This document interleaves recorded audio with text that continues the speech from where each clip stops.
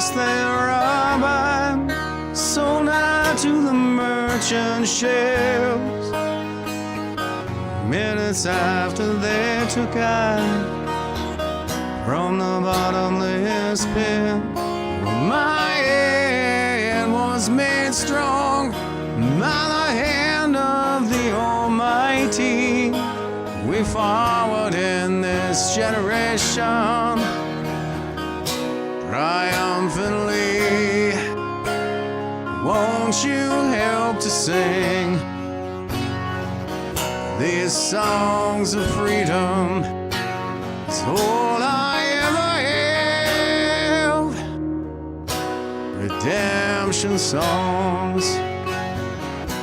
Redemption songs.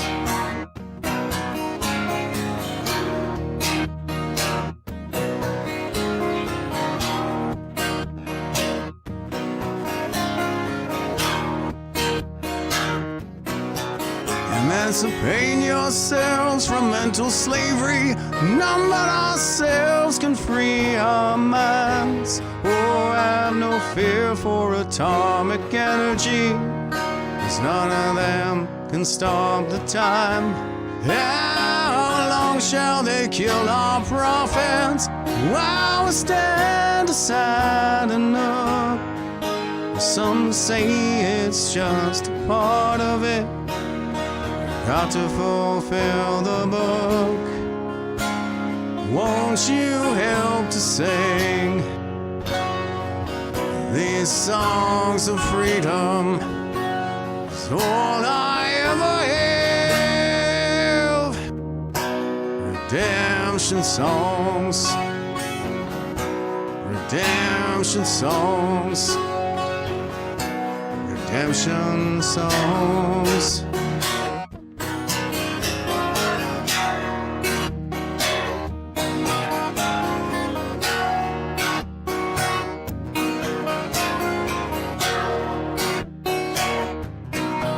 Emancipate yourselves from mental slavery. None but ourselves can free our minds. Oh, have no fear for atomic energy, 'cause none of them can stop the time. How long shall they kill our prophets while we stand aside and look? Some say it's just a part of it. Got to fulfill the book. Won't you help to sing these songs of freedom? It's all I ever have. Redemption songs. Redemption songs. It's all I ever have. Redemption songs. Redemption songs. Redemption songs.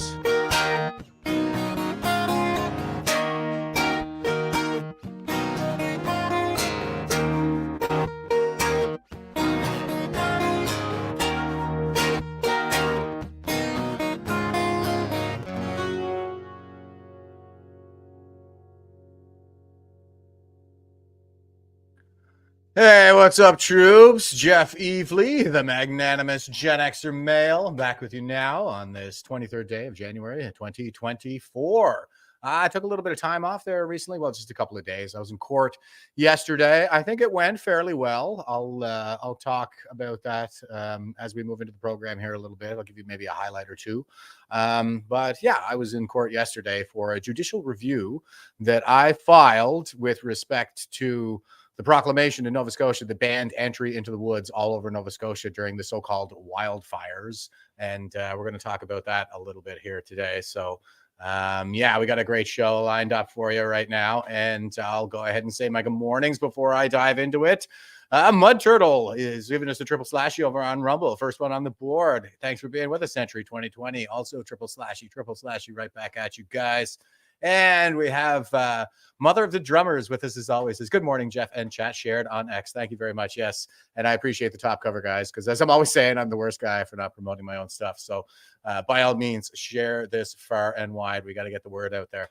Terry is saying, good morning. Good morning to you, sir. And Patricia says, good morning. Good morning. And Jonathan says, watching on Rumble. Awesome. Yes. We're trying to get everybody migrated over to the Rumble. I know we still get a lot of interactions there on the Facebook page. Actually, our following is stronger than ever on the Facebook page these days. We're at about 23,000, which is, still a pretty modest following. But all things considered, I think it's pretty good. I mean, we've been pretty well aware of the fact that we're heavily suppressed for a long time. So it seems like we've been breaking through a little bit here and there, and people are finding us. So that is good to see. But Rumble is the free speech platform, not Facebook. I've been getting posts taken down. I get these notifications for like spam and stuff now, and they never tell you what the post is. Like it's like freaking Kafkaesque, for crying out loud. Like, Franz Kafka, the trial. It's like you don't even know the accusation against you. You're just in a struggle session with the Soviets. Okay, so here's Jane over on Facebook says, hello from Atlantic Canada. Hello to you from Atlantic Canada. And Luna says, beautiful until they blew it. Oh, what are you talking about there? Did I miss something? Okay. Chris Dacey is in the house, ladies and gentlemen. Good morning to you, sir. Thanks for being with us. We got to do a muckraker. What do you say we plant a flag on next Monday so we can do a muckraker and get all caught up with Chris? He's our favorite contributor here. Okay, here's Steve says, good morning, listening while hauling trash. Well, Steve, you're a hardworking guy, man. I appreciate you very much. So thanks for being with us like this. And let's see. Colleen says, good morning. Good morning to you. And thanks for sending me the message to wish me well in court. A few people reached out to me. It's really nice. People, I think, are kind of coming together and supporting each other. It's great to see. Rob says, good morning, troops, patriots, and bigots. Giving us the triple slashy and the maple leaf triple slashy right back at you, brother. Andrew here is saying, good morning, Jeff Evely. Happy Tuesday, all triple slashy. Sic sampe tyrannis, which means thus always to tyrants. It's Latin. That's from the ancient Roman days, actually. This has been our heritage for a very long time. We don't put up with tyranny here in the West, and we're basically the only ones. We're dragging the rest of the world kicking and screaming into modernity. That is basically our heritage and our history going back to ancient times. Marion says, good morning, five people. Good morning to you, Bonnie Jane Cirque, I think is how you say that. So Bonnie, I'll say Bonnie. Good morning, she says. And Cindy, our most faithful of all watchers, is here saying, good morning, Jeff Hearts. Morning, friend, smiley face, and morning and hearts right back at you, Cindy. Okay, guys, I'm going to go ahead and dive into this sucker. Here is our quote today coming from Jordan Peterson. And he says, and if you think tough men are dangerous, wait until you see what weak men are capable of. So there's where the title for today's program comes for, what weak men are capable of. So that's what we're going to be discussing here.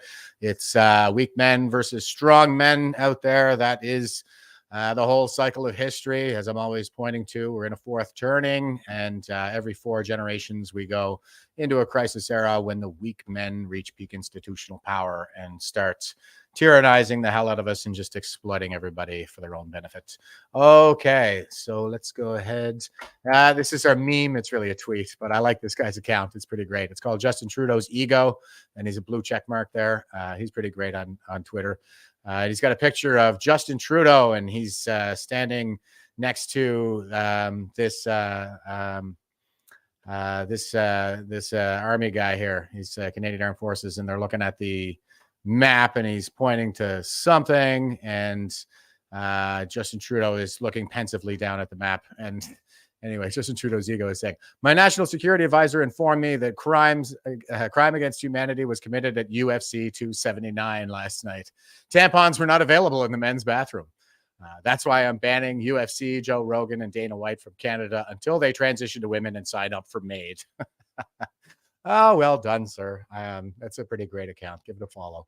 Okay, and here's what he's talking about. This was Sean Strickland, the middleweight champion, at the press conference initially. I thoroughly enjoyed this. Here we go. Respecting your teammates, from peers. You said you've had great interaction with fans pretty much all the time.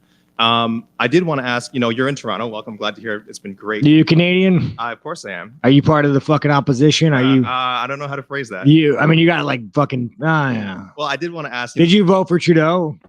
I'm not gonna say. And let me tell you something right now. If a man says he's not gonna say, like, if you ask a motherfucker, did you vote for Biden? He's like, well, I'm not gonna say. That's none of your business. He voted for fucking Biden. Sean, so hey, Sean, I'm glad you've had great experiences. So this is what I'm talking about, you guys. The enemy of Canada.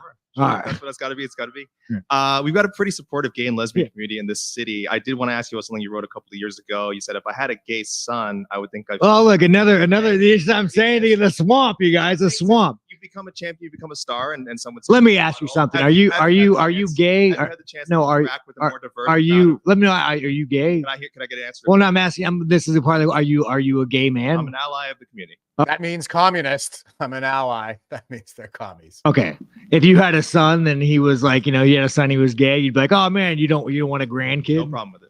Oh man, well, dude, you're a weak fucking man, dude. You're part of the fucking problem. You elected Justin Trudeau. Like, when he sees the bank accounts, like, you're just fucking pathetic.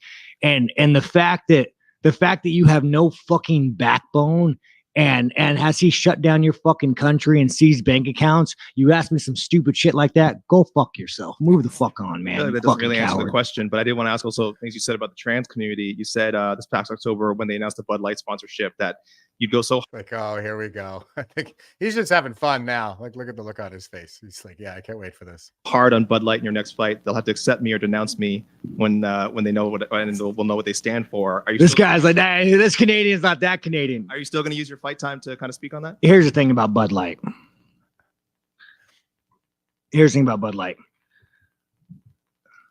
10 years ago, to be trans was a mental fucking illness. And now all of a sudden, people like you have fucking weaseled your way into the world.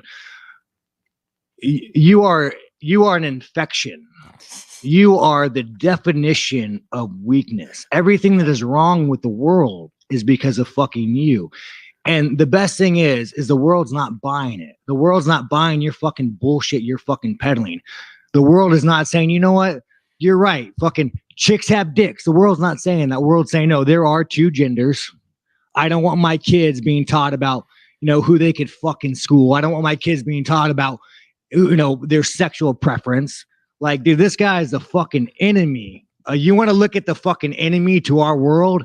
It's that motherfucker right there, asking these stupid fucking questions. Sorry, I told the UFC I was being nicer. Lance, am I still good with this? Did I cross any lines? A little. What the fuck? I didn't say the F word. You just brought this fucking guy in here to piss me off. You just did, but just to follow up, I mean, Rick. Did I say it? You just did. No, I didn't say it. Right there, you did. Different F word. Different word. Yeah. I'm trying to be good, man. I'm trying to be good. I like the fucking gays. Yeah, he means faggot. He doesn't mean fuck. Sorry, pardon the vulgarity, guys. And I just found that funny. It was so funny where he's like, I didn't say the F word, and he's been dropping F bombs the whole time. He's like, no, I mean the other one, the one that Trudeau used in the House of Commons. Here's the thing. I've never. You guys think I've ever shit on a gay man or shit on a gay woman? I like the gays. It's fucking freedom. We still have it in America. We'll teach you about it. You guys don't have fucking freedom of speech. I'm surprised what I'm saying is probably gonna get the fucking Canadian government to arrest me. So I don't give a fuck who you fuck. I don't give a fuck what you want to do in life. But don't fucking tell kids about it. Don't teach that shit in fucking school. Don't fucking push your agenda. Don't try to fucking brainwash people. Don't try to go past parents. Don't try to go up past all this shit and brainwash people, you fucking cuck. Finishes that out with cuck. All right. And straight up, guys, I haven't watched UFC in years. I haven't watched any sports in years. UFC was the only sport. Mixed martial arts was the only sport that I used to watch. And it's like, because I'm all washed up now, I can't do it anymore. So it's just kind of like too painful for me to watch UFC. And plus the millennials I find are just too much with the smack talk. The Gen Xers were, there was a little bit of smack talk, but not really as much. We were just kind of like, let's just fight. And the Gen Xers were the first generation actually of professional cage fighters who saw this, You know, I mean, it wasn't that we didn't like fighting. It was just like we go to these martial arts clubs and they'd be like, you got to bow to me and call me master. And they'd be looking at each other like, yeah, we're just going to lock ourselves in a cage and fight. Right, guys? So that's what happened. But yeah, I mean, this is a very base millennial. And this is what it kind of comes down to. This is what's going to carry us through this crisis. It all comes down to, well, as Neil Howe said, and the fourth turning is here, whether the millennials will follow anybody. And this guy seems to be on the right team. That's for damn sure. I love what he had to say here. He absolutely owned these guys, and it was glorious. Here is, because he was just talking about the seizing of the bank accounts, and here is Chrystia Freeland, the Wicked Witch of the WEF. And the meme here says, that look when you can't account for missing billions in taxpayer cash, but you can account for every dollar and any Canadian gave to a trucker. Yeah, that is exactly, I think, emblematic of the state of affairs here in Canada. They don't really care about, bringing prosperity to Canada. They care about suppressing dissidents and destroying their enemies. So that's Chrystia Freeland for you. Okay, and here is Noah Chartier from Epoch Times. And he says, Sean Strickland just now says there's no other UFC champion who went to bat for the Canadians. Quote, okay, I'm going to let Sean Strickland go ahead and say it. This was pretty awesome as well. This was a little bit later. I think it was the following day. So here we go. You said a lot of things about Canada, but coming in here to that ovation, what does it feel like to be a hero to these people? Man, now let me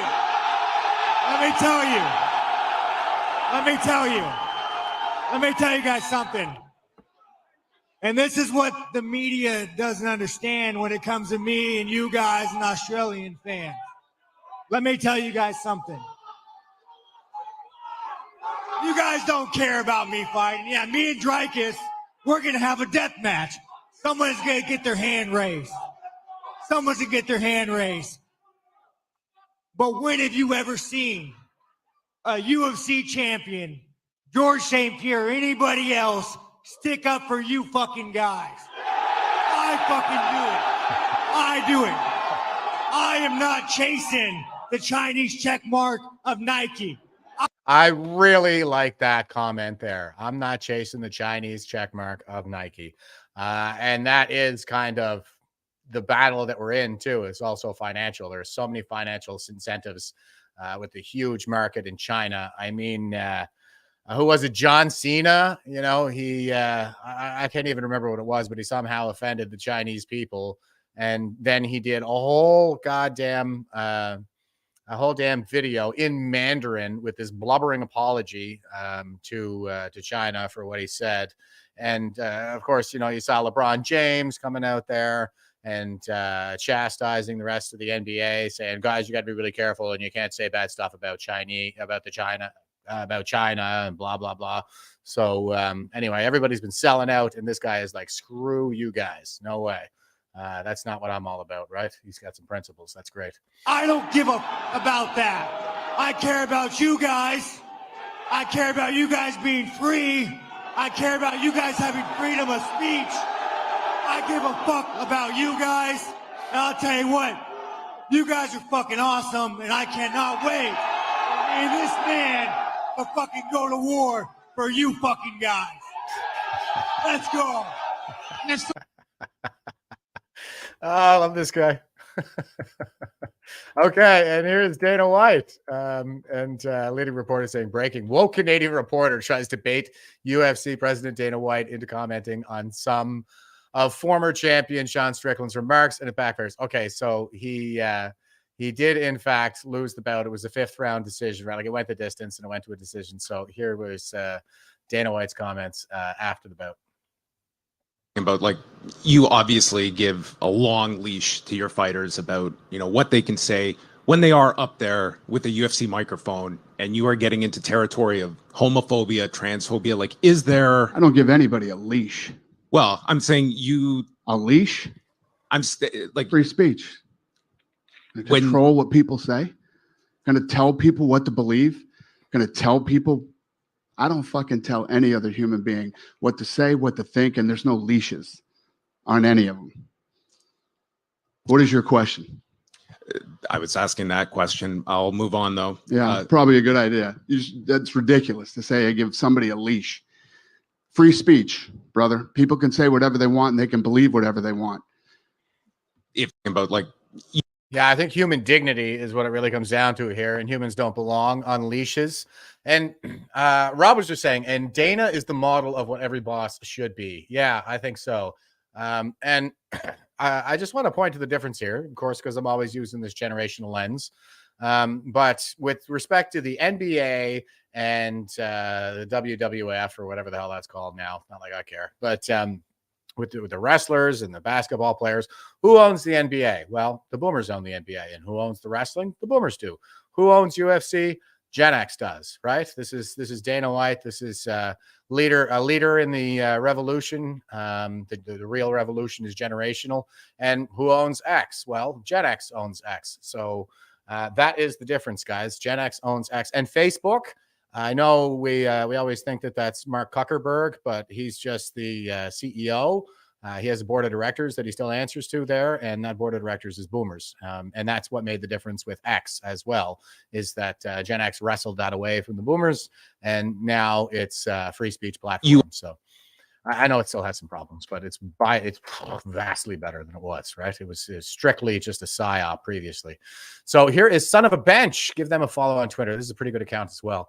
And he says, would you pay to watch Justin Trudeau do a cage match with UFC's Sean Strickland? Listen to Sean describe the Canadian Prime Minister. Yes, please. Can we please have that? Let's see. Are you going to challenge Trudeau to a cage match? Oh yeah, no, he actually boxed once. Most pathetic thing on the planet. Did he do it in blackface or was it? God, man, this country, dude. You know what's funny? It's so weird because I know a lot of Canadians and they're all cool. They're so cool. They love guns. They like outdoor.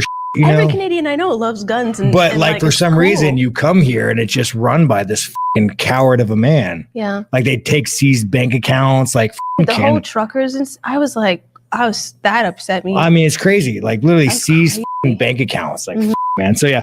Are you going to challenge Trudeau to? Yeah, could you imagine that cage match? I mean, it'll never happen, guys, but it would be very satisfying, I think, to watch Sean Strickland. Okay. So this one is a Rachel warning here. So here's Rachel Gilmore, and she says, looks like this MMA fighter is a big insecure baby who likes to punch down. Sean Strickland went on an unhinged anti-LGBTQ rant after a reporter had the audacity to ask him about things he said. Okay, whatever, guys. So anyway, we just saw, I think, a pretty strong female reporter interviewing Sean Strickland. It was all cool and everybody's having a good time. And here is this hateful wench, Rachel Gilmore, and what she had to say about it. A professional athlete just said some of the most disgusting anti-gay, anti-trans bullshit I have ever heard. And so far, he has faced 0 consequences. Like his big money-making event is still set to take place, still at Scotiabank Arena in Toronto, and it's still in 2 days. So TikTok, it might be time to do your thing. Let me tell you why. This human thumb, Sean Strickland. You see what thugs they are? They want to go after people's income. They want to destroy businesses. This is fascism, right? The lucrative merger of corporation and state. And so the pro-statists, everybody who's in the state cult, this is how they think the world should work. If you don't bow down to the gods of their self-righteousness and abide in their dogma, then they'll just destroy you. It's a witch hunt, and the pitchforks are financial these days. Yeah, the guy in the "Women Belong in the Kitchen" t-shirt. So original. He is an MMA fighter. And yesterday, MMA journalist Alexander Lee asked him about disgusting comments he had made in the past about the LGBTQ community. Specifically that time that Strickland said if he had a gay son, it would mean he failed as a man. This seems like a guy who's super secure in his masculinity. Anyways, before Lee could even finish his question, Strickland launched into a gnarly tirade. Here's a taste. I don't understand what having a gay son has to do with your masculinity, but anyway, this is the way these frickin' wokesters think, right? It's all you have to understand that they're not logical. They're not operating on the same principles that the rest of us are. It's all dogmatic, of course. So are you a gay man? I'm an ally of the community. Okay. If you had a son and he was like, you had a son, he was gay, you'd be like, oh man, you don't want a grandkid? No problem with it. Oh man, well, dude, you're a weak fucking man, dude. You're part of the fucking problem. Oh, but he didn't stop there. He also went on to attack the trans community. 10 years ago, to be trans was a mental fucking illness. And now all of a sudden, people like you have fucking weaseled your way in the world. You are an infection. So he's attacking the reporter, not the trans community. And since he's already specified that he thinks of it as a mental illness, it doesn't sound like he's attacking the mentally ill either. So you are the definition of weakness. You're right. Fucking chicks have dicks. The world's not saying that. The world's saying, no, there are two genders. His comments were then praised on far-right messaging boards, where they said things like, absolutely savage, and I love this man, because there's nothing ballsier than attacking I love this man. vulnerable, marginalized communities. Now that is brave. Beyond a handful of articles and some mixed commentary online, this dude has emerged from this totally unscathed. And my question about that is, what Because, that's free speech. message are we sending to the trans community? What message does it send to the gay community? What message does it Oh my God. You know what? I just so rarely actually listen to this person talk. And it's just, what message does that send to the gay community? send to the far-right transphobes who are cheering this on and watching Scotiabank Arena welcome this human pimple with open arms? Is Toronto actually okay with this? My money's on no. So if you agree, I'd recommend you get loud about it. I think they're okay with it. They would just want to watch a fight, for crying out loud. And it's nice to have somebody stick up for Canadians for a change. Because call me crazy, I'm not cool with standing by while this chicken shit little bitch punches down. What do you think? What do I think? I think he went after Trudeau, who is the leader of a country. So if you're saying that going after the leader of a country is punching down, that's just a tacit admission that Trudeau is actually just a schoolboy. He's not really a leader of the country. Like he's not strong enough. And as I'm always saying, he's clearly never had an original thought in his head. It's not like he's the one who's actually leading. He's just the sock puppet who reads the lines. Punching down, this athlete is punching down on the leader of a country. That's how backwards these people are. Okay. And here's what happened at the fight itself. This was also glorious. So here we go.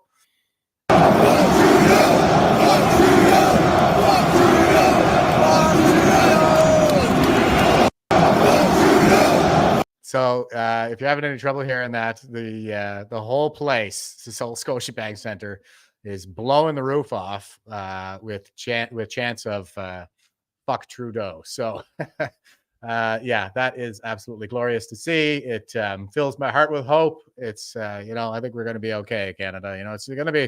It's probably going to get worse before it gets better, but we got a lot of strong people around here, and people like, Rachel Gilmore are just going to starve soon enough anyway. So just keep getting jabbed. This is a self-correcting problem. Just keep taking those jabs, Rachel Gilmore. And Cindy is here saying she needs to go back to OnlyFans. Yes, well said.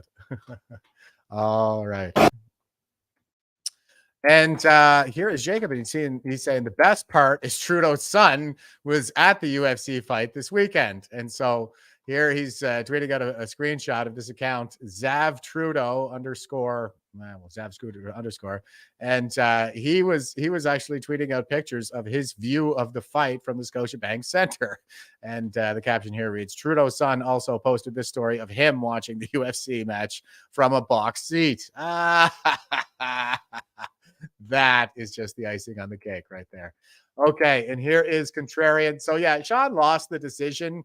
But I thought this was an interesting thread. I haven't seen the fight myself, so I can't really comment too much, but I understand a lot about, the scoring and so on and so forth. And I thought this was a pretty good thread that this guy put together here. It says, this is Contrarian on X, and he says, looks like Canada has a new hero. And for anyone that thought he lost the fight, check the strikes in the thread. So he is doing a quick thread here. And here we have, he's got a screen cap of somebody else's account here, Richard A. Mann. And it says, Sean Strickland outlanded Dricus Duplessis 173 to 137 on significant strikes. And he had an edge in 4 of the 5 rounds. Rounds 2, 3, and 4 were all extremely close numerically, but this seems to be a fight decided by impact of strikes and not simply the count.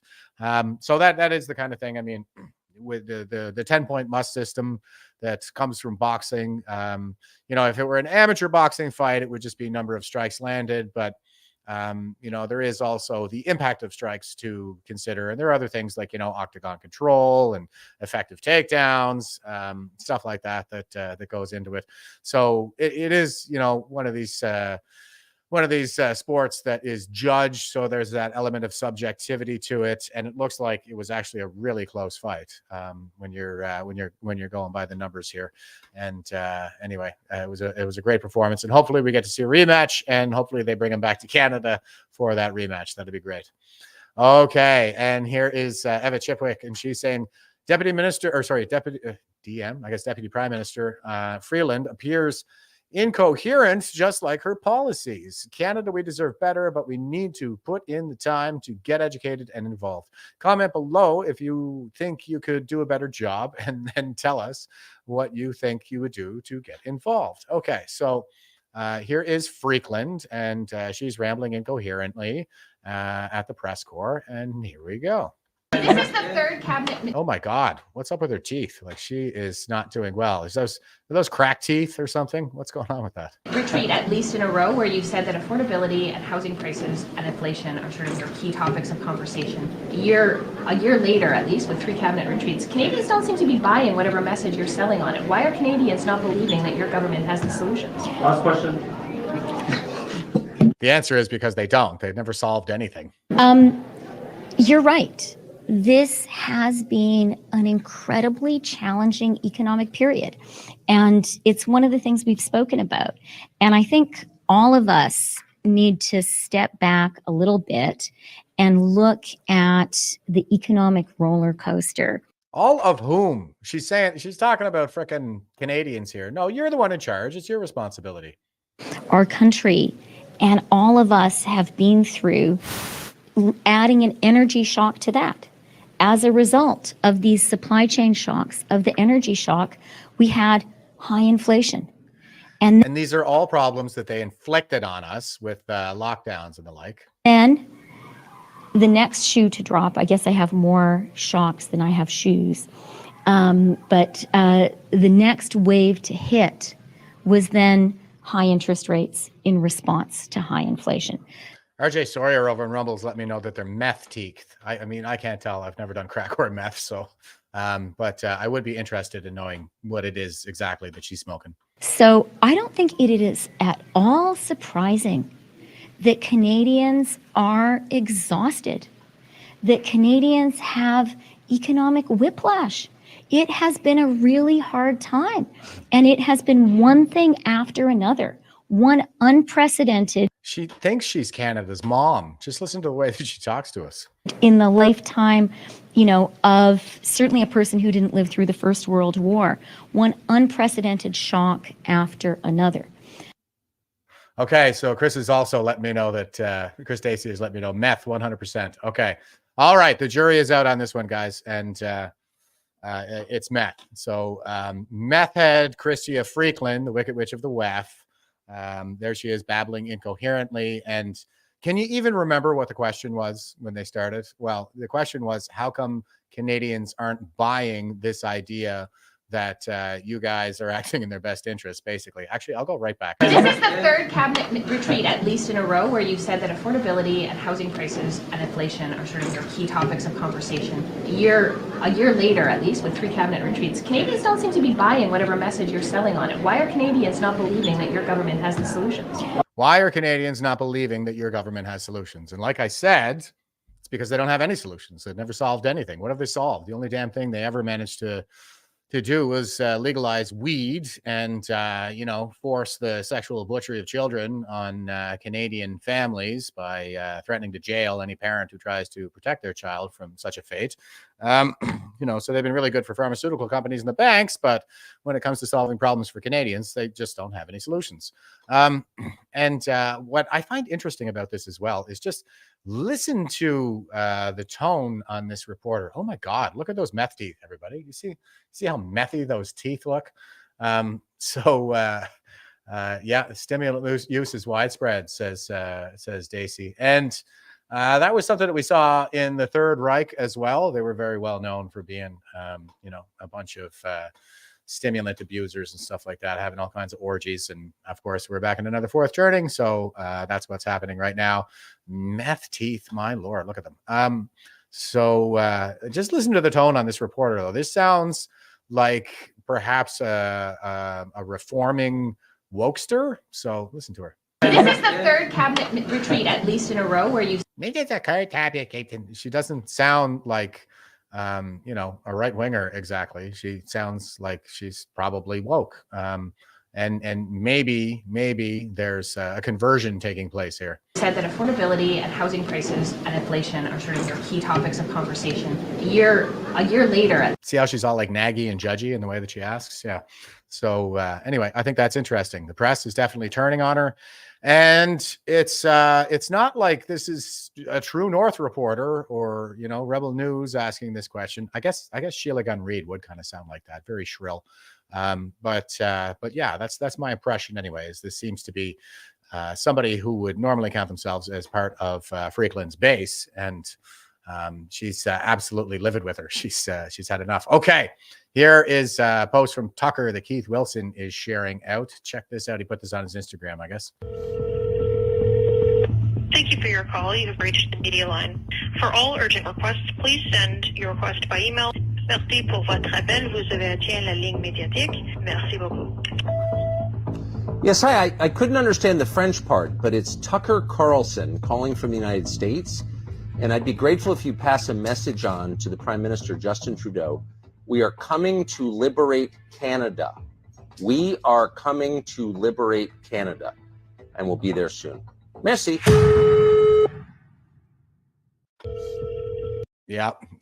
So Gen Xer Tucker Carlson and America as well. I mean, I've been saying like America's going to lead the way out of this thing. So, and they're taking a special interest in Canada. So I think that really works in our favor. And Kim is saying, freeloader needs to go back to the compounds in SA. We can't stand her face, voice, or that we pay for her. Yeah, no kidding. Oh my God, just terrible. And Shiloh over in Rumble is saying also they have changed bail in order to release violent criminals while keeping pastors locked up. Yes, whatever weakens the West is true. That's all part of the strategy to destabilize Canada. Is you just lock up all the good people, all the good patriots out there, and just let all the banes of society wreak havoc and run wild. Okay, and what is Tucker going to liberate us from? Well, here is Andy Lee, and she's tweeting out, as food bank use skyrockets, Justin Trudeau takes time out of his busy schedule for a photo op. It's posted on, quote, Van People's, close quote, WeChat. And of course, WeChat is the Chinese app that the Chinese Communist Party uses to propagandize and coerce, leverage the Chinese diaspora to target conservative MPs for special animus and to help swing our elections and control our democracy. So she says, she also says, one account is run from Canada. The other has an IP address in Beijing. Created in 2018, it was used to attack Aaron O'Toole in the last election. Yeah, that's right. So this is what's coming out on WeChat. As I've been saying, Justin Trudeau is Beijing's man at 24 Sussex, and here he is doing his food bank appearance. Now he's at a grocery store, not a food bank, but still, this is probably a pretty upscale, freaking grocery store. 加拿大总理特鲁多现身华人超市，你对今年小土豆的表现打几分？ Taking a picture with the Chinese lady. Everything's in those idiot Chinese squiggles, and they're speaking in presumably Mandarin.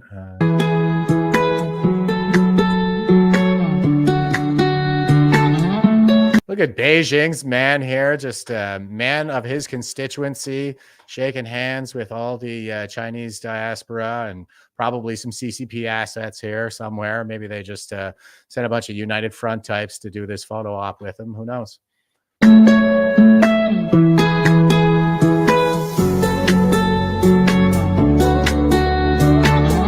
临近年末，加拿大总理特鲁多现身华人。Daisy says, I'm going to take that Tucker clip and go blast it outside of Trudeau's office this week. Yes, please do. And make sure you get lots of videos so we can talk about it on our next Muckraker. And here is the Van People account to which she is referring. And as you can see, here is Aaron O'Toole. This is not a very flattering photo of him. And they got those idiot Chinese squiggles all over the place again, probably instructing CCP supporters in the diaspora to go out there and target him.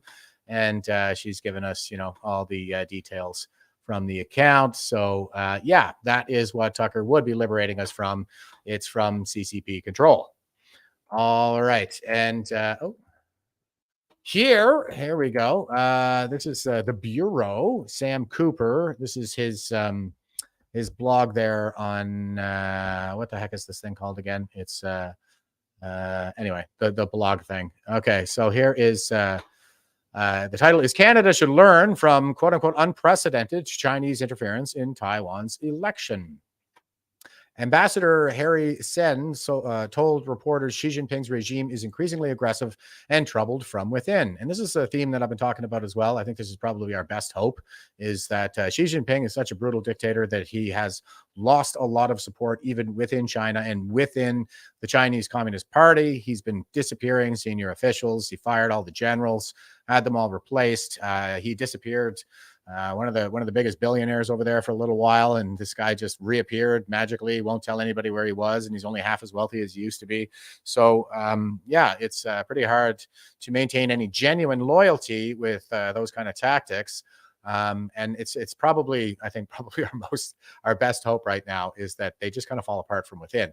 And it's kind of a terrible thing to hope for, because I think they're probably headed for collapse and famine if that happens, but that also puts them on a war footing and makes them all the more desperate to go after Taiwan. And I reported here, I showed a clip from some dissidents, some Chinese dissidents who were in the know a while ago, and they were talking about how sometime in the next couple of weeks, so I think this week would be within that time frame, the next couple of weeks, they could make a move on Taiwan. That seems to be the rumbling. So who knows? Who knows what could happen? But anyway, I'm not going to panic over it or anything like that. I do think that I'm always most concerned with China in all of this, and it seems that the cracks are forming over there, and they have the same problem that we do. The boomers must be stopped. Xi Jinping's the boomer, and the generation coming up behind him, their Gen Xers were the kids of Tiananmen Square and the kids of one-child policy. So. Yeah, I can imagine there's probably a lot of dissent within the Gen X generation over in China. Okay, here's the article. Reports of Xi Jinping's growing purge of senior officials from China's elite rocket force indicate Xi is facing mounting rebellions within the Chinese Communist Party, Taiwan senior diplomat in Ottawa said Tuesday. Harry Sen, formerly a top national security official for Taiwan, addressed a range of issues with Canadian reporters in the wake of Taiwan's presidential election. The incumbent DPP pro-sovereignty candidate Lai Ching-te won with 40% of the vote, but opposition parties favored by Beijing gained seats in the legislature. Quote, this election, Chinese interference was unprecedented, close quote, Tseng told reporters, adding that Canada should learn from Taiwan's experience in countering China's election meddling. Yeah, if Taiwan can do it when they're like within eye shot across the Strait of Taiwan on a clear day from China, they're just offshore. They're right there, right next to China. If they can do it, if they can extirpate themselves from this Chinese trap, then so can we. Okay. Quote, there's a lack of understanding in Canada of Taiwan as a democracy, and there's even more lack of knowledge of what China is about, close quote, Singh said. Quote, this is going to backfire on you. If you are hoping to cooperate with China, just how many lessons do you need to see, close quote. Taiwan, yeah, there's no cooperation. They're only interested in dominating. Taiwan recognized during its 2018 election that Chinese communist interference was rapidly escalating, and Beijing was, quote, reaping the benefits of cognitive warfare to divide our society, close quote, Singh said. Does that sound familiar, guys? Sound familiar? Yeah, this is the art of war described in the 5th century BC by Sun Tzu. That's what he talks about. Chapter 13, the use of spies. It has everything to do with polarizing a society, capturing elites, turning the state against its people, people against the state. And we'll all be too busy at each other's throats to pay any attention to that man behind the curtain as they come in and scoop up all the property. They'll just buy us out and own us. Okay. In response, Taiwan's legislature quickly acted, passing its new Anti-Infiltration Act in 2019. Among a range of clearly defined crimes, this counter-interference law says that any person interfering for, quote, foreign hostile forces, close quote, in Taiwan's elections, including making political donations at the direction of foreign entities, can be jailed for up to 5 years. Yeah, that sounds like a good piece of legislation. Meanwhile, Taiwan learned much of Beijing's interference comes through manipulation and funding of media entities tasked to disseminate sophisticated disinformation. Sound familiar? Yeah, it does, doesn't it? Seng in Taiwan has found that Beijing's plants media companies that initially report on news and social matters, just like credible websites do, in order to gain followers. Yeah, but these sites are later weaponized to post, quote, fake news, close quote, and sow confusion in elections and national security matters. This past election, Beijing's psychological warfare reached a new level of technological mastery, Seng said. He cited examples including spreading of a quote-unquote deepfake video, which saw Lai, the presidential candidate China tried to defeat, quote, claiming the opposition party represented the majority view, close quote. Websites funded and controlled by China also use artificial intelligence and chatbots to spread disinformation virally, Seng said, such as a claim the U.S. government had ordered Taiwan's military to produce biological weapons. Beijing's efforts were not futile, but Taiwan's democracy proved remarkably resilient, and the election was deemed to be free and fair, Seng said. This is partly because during the past 5 years, Taiwan's various ministries have learned to work seamlessly with its intelligence agencies to rapidly counter Beijing's narratives with facts. Policy to counter disinformation includes what Taiwan's government calls the quote-unquote triple tool rule. Quote, you don't want to tackle disinformation at the expense of democracy, Seng said. Quote, we try to tell people no when disinformation has to do with national security. So if you are the responsible government agency, you must respond to fake news within 2 hours, close quote. And the response must be concise, 200 words in length or less, and easily understood, including 2 infographics. Meanwhile, that's a pretty good strategy. It's a good social media strategy, right? It's basically a tweet. Meanwhile, Beijing appears to be increasingly fragile. A superpower, Seng argued to reporters in Ottawa. 2 days after Lai's win in the tiny but strategically placed island nation of Nauru severed its diplomatic relations with Taiwan, which, according to Seng, indicates Beijing's retaliation and control of Nauru's corrupt politicians. Sounds familiar, right? But Xi has deep corruption problems of his own, Seng believes. He pointed to the snowballing story from last year's Xi's purge of at least 70 ministry and military leaders linked to China's rocket force and other sectors of the People's Liberation Army. This website is called Substack, by the way. It finally hit me.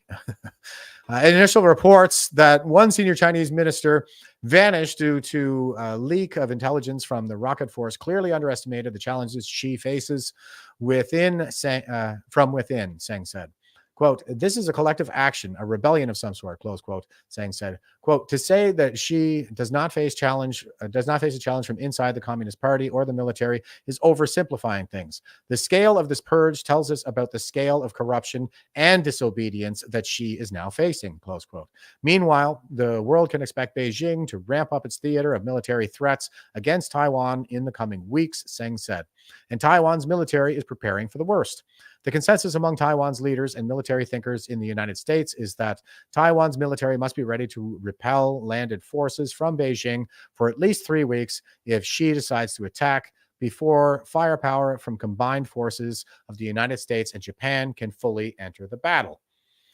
Quote, we are racing against time, close quote, Seng said. Nazak Nekakaktar, former assistant secretary to the U.S. Department of Commerce, told the Bureau that Beijing will increase efforts to influence Taiwan's society and economy. Quote, China is certainly frustrated with the DPP's win, close quote.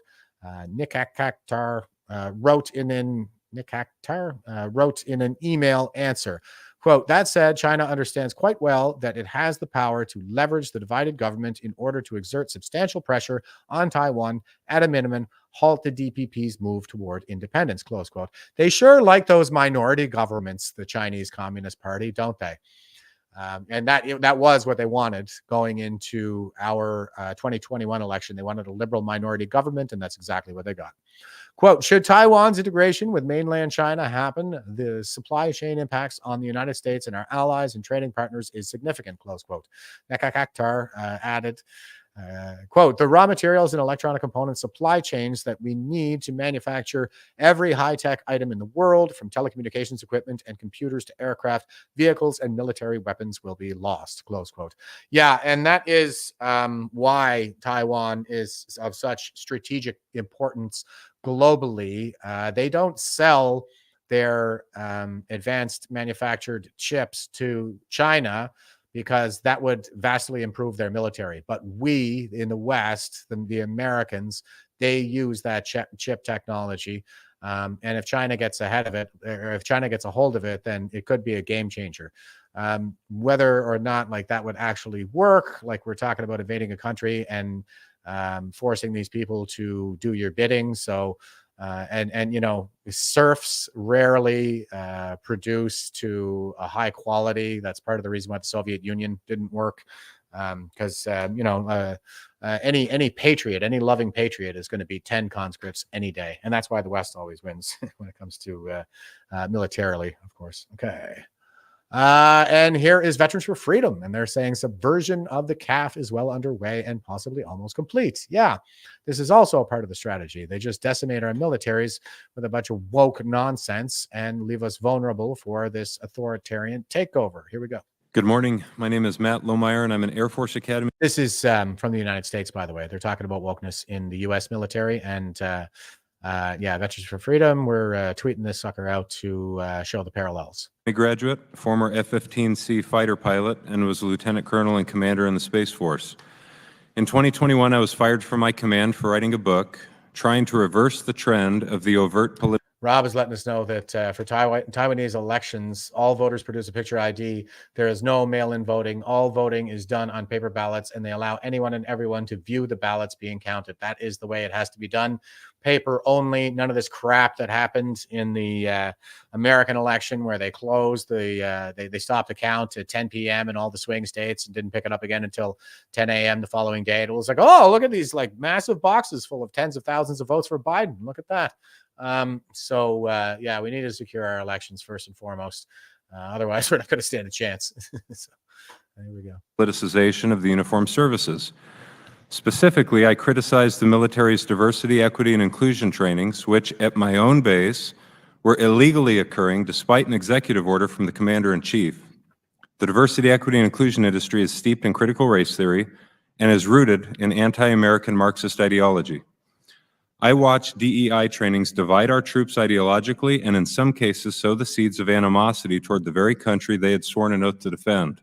And that is what's happening in the CAF. I watched it with my own eyes. They brought in the microaggressions training. That's critical theory, straight out of the playbook of Michel Foucault. And I watched it polarize the leadership team of my last unit in Ottawa there. And the next thing you know, it was the boomers were going after this one Gen Xer who asked an innocent question, like, what am I doing wrong? Exactly. I feel like you're saying I'm doing something wrong. But anyway, and it turned into this goddamn struggle session where this guy, like, he's actually a very sweet man and an excellent officer. And he was just feeling so dejected by the whole thing where they were just gaslighting him into thinking he was some kind of racist that he kind of shut down a little bit. I remember I kind of stepped in once they were done publicly flogging him in front of his peers, and I was like, yeah, I didn't hear any of that from what Chris just said. So and I said they were like, oh yeah, what did you hear, Sergeant Major? And I was like, well, I heard that he just performed a gender-based analysis plus on the situation and determined that this individual's cultural background was intersecting with his military background in a way that reinforced his leadership style. And they shut them right up. And I was just like, yeah, shut the hell up. You guys just gave us the GBA plus training like a year ago, and now you've completely flipped it on its head and it's the opposite now. and we're all like awful people for not keeping up or something. Give me a break. But that's how it works, right? You're in the churn. It's you can't even know, like, up is down and down is up. You can't know right is wrong, wrong is right. And it's like, well, if you don't stay on top of the ever-changing dogma, then you're a heretic and you'll be singled out for the witch hunt. Before writing that book, I submitted a formal written complaint to the Space Force Inspector General's office detailing that such violations were occurring, including illegal race-based discrimination, but my complaint was never investigated and was later dismissed by then Lieutenant General Stephen Whiting, whom the Senate just confirmed for his 4th star. After 2 months, I received a written dismissal of my complaint from General Whiting. Personally, I have always advocated for a non-political military work environment. Today, I'm here to testify about the ongoing Marxist-inspired efforts to subvert and weaken our military and broader American society. We often refer to these efforts as wokeism, but it is also a culture war. Yet even in this committee, there are differing views about whether there is such a thing as a culture war underway. Some members of this committee have been outspoken critics of DEI initiatives to include CRT, drag shows on military bases, trans activism, LGBTQ pride celebrations, and woke military recruiting videos, all things that are visible components of an ongoing culture war. Very visible in the CAF as well. I mean, the chief of defense staff, that cock General Vance, who cemented his legacy as our longest serving CDS, even up to retirement age, so he could stay even longer, and basically gaslit all the troops for exactly the kind of sexual deviance that he'd been up to his entire career. He fathered 2 children with one of his staff officers that he never took any responsibility for. And he would go out and march in the Pride Parade. It's supposed to be an apolitical institution. It has to be. It's absolutely critical to democracy, lest we become Egypt. Ranking Member Garcia, as he just mentioned, on the other hand, and asserted as recently as 2 weeks ago, says that the culture wars are quote-unquote phony and are merely a political talking point of Republicans. It's nothing if not incredible for a member of this subcommittee to assert that culture wars are phony, while another member, who's not present at the moment, of this committee is a member of the so-called Progressive Squad, was herself a Black Lives Matter organizer and activist, an organization whose publicly avowed ideology is Marxism, and whose activist ambition is social and cultural revolution. Service members who wear the uniform of their country do not want to see these things in the military workplace. They don't want to see them at their bases. In most cases, this is true regardless of their race or their political worldview. Despite that reality, Pentagon officials requested $140 million to expand woke diversity initiatives in fiscal year 2024, double what it's been the previous 2 years. There are few things taxpayers such as myself feel less essential to the mission of the United States military than expanding diversity mandates and indoctrination. And now an important point. Such aggressively opposed ideological worldviews competing for institutionalization through policy epitomizes and formalizes what is properly termed a culture war. The fact that these debates now infect the U.S. military workplace is an offense to people like me who love their country and all people regardless of their race, gender, sexual preference, or background. Well said. Again, the Americans are leading the way here. Yeah, I am vastly appreciative of the special interest that they take in Canada. And as we can see, like these are problems that are all across the West. Like I think that a big part of why we had the October 7th massacre was also because they have a woke military at this particular time. And that's just what happens. A woke military is not a capable military. And okay, so here is Veterans for Freedom again, and they're saying this lady will probably be the person to replace Woke Weiner as CDS. That's Chief of Defense Staff. And they want to claim that they, quote, appointed the first female CDS ever. We are just so diverse, close quote. We aren't a serious country. And this is, it says, the CAF has embraced social justice and principles of diversity, equity, and inclusion, DEI, for its cultural change. They previously told the Epoch Times that they're in part drawing from critical race theory and quasi-Marxist ideology to guide the change. Yeah, what could possibly go wrong, guys? Quote, diversity is a superpower, close quote, Lieutenant General Kerrigan told reporters. Amid the cultural change, the CAF is experiencing high attrition and low recruitment numbers. Gee, I wonder why. And here is Lieutenant General Jeannie Kerrigan. Now, if memory serves, I think, yeah, this was the same general. She wasn't a lieutenant general at the time. I guess she would have been probably a major general in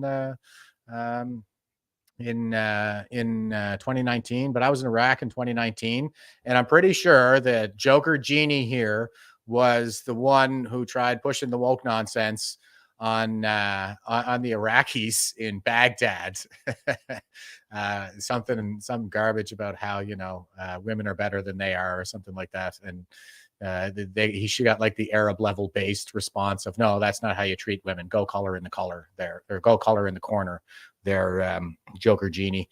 So I wouldn't be the least bit surprised though if she ended up getting it. And speaking of where all this woke nonsense really leads, here's Valor Legal. It's dehumanizing, right? It pits us all against each other. They've got a new tribe at the helm right now, and this tribe hates the rest of us, anybody who doesn't abide in the woke dogma, blah, blah, blah, blah, blah. And here is Valor Legal saying, standing up for your Section 7 rights under the charter gets you physically tortured in the CAF. And here's Major Hardy. Private didn't go for the donut, as in he didn't take the killer jab. And she made him stand out in the cold here. Maybe 6 weeks of hypothermia will convince him. Now, you couldn't even do this to a prisoner of war, for crying out loud. And look at this frumpy major. They're sadists is what it is. Once you get the mind virus, then all bets are off. I mean, you're the good person. So if you do it, then it is good, right? Okay, and speaking of where this woke nonsense leads and how this is all a plot to just destroy the West from within, here is Proud Army Brat, and they say, this is Lukeville, Arizona. Look at all of these illegal males from Islamic African countries. This is Mexican, South American immigration, guys. Is this what's happening? No, I don't think so. It's part of a broader plot. I mean, somebody's funding these people. They got to cross the Atlantic to get here, and they're coming in by the hordes. Like, look at this.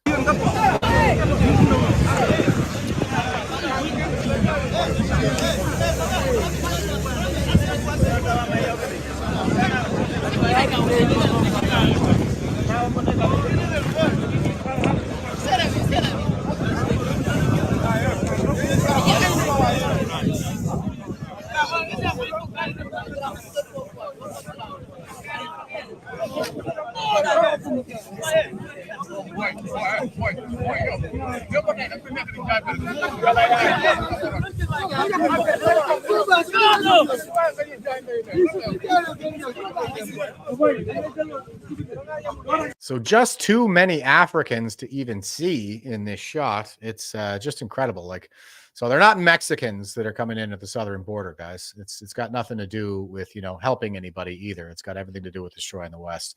And I don't think that immigration to the West is the solution to any problems of the world at all. So here is Radio Genoa, and they're saying cultural enrichers attack Britain. Why are they always so violent? Now, my answer here is Marxism. It's right there. Marxism. They hate the West. That is what does. I mean, and they've been inflicting this psyop in Africa for the longest time. Marxist psyops, anti-colonial BS. It traces its roots back to the Russian propaganda they've been pushing on Africans for the longest time. And of course, it is the African National Congress that's in power in South Africa as the genocide against the white Boers is well underway. They were a terrorist organization. That's why Nelson Mandela went to prison. It's because he was the leader of a terrorist organization, a Marxist terrorist organization. It's not because of racism or anything like that. It's because they were killing people in some of the most heinous possible ways. Anyway, it's now that terrorist organization is running South Africa. And the rest of the African continent, has all kinds of problems as well. And they've been subjected to this Marxist psyop for decades. So they hate the West. Fucking no, that struck. Dude, stop it. Stop it. Okay. Stop it. He looks like he's holding something in his belt. He's got some kind of a bag there, probably a knife. Stop it. And he's wearing a mask. Man. Because he doesn't want to give anybody COVID, right? Stop it! Stop it, you fucking hell, man! No! Stop it!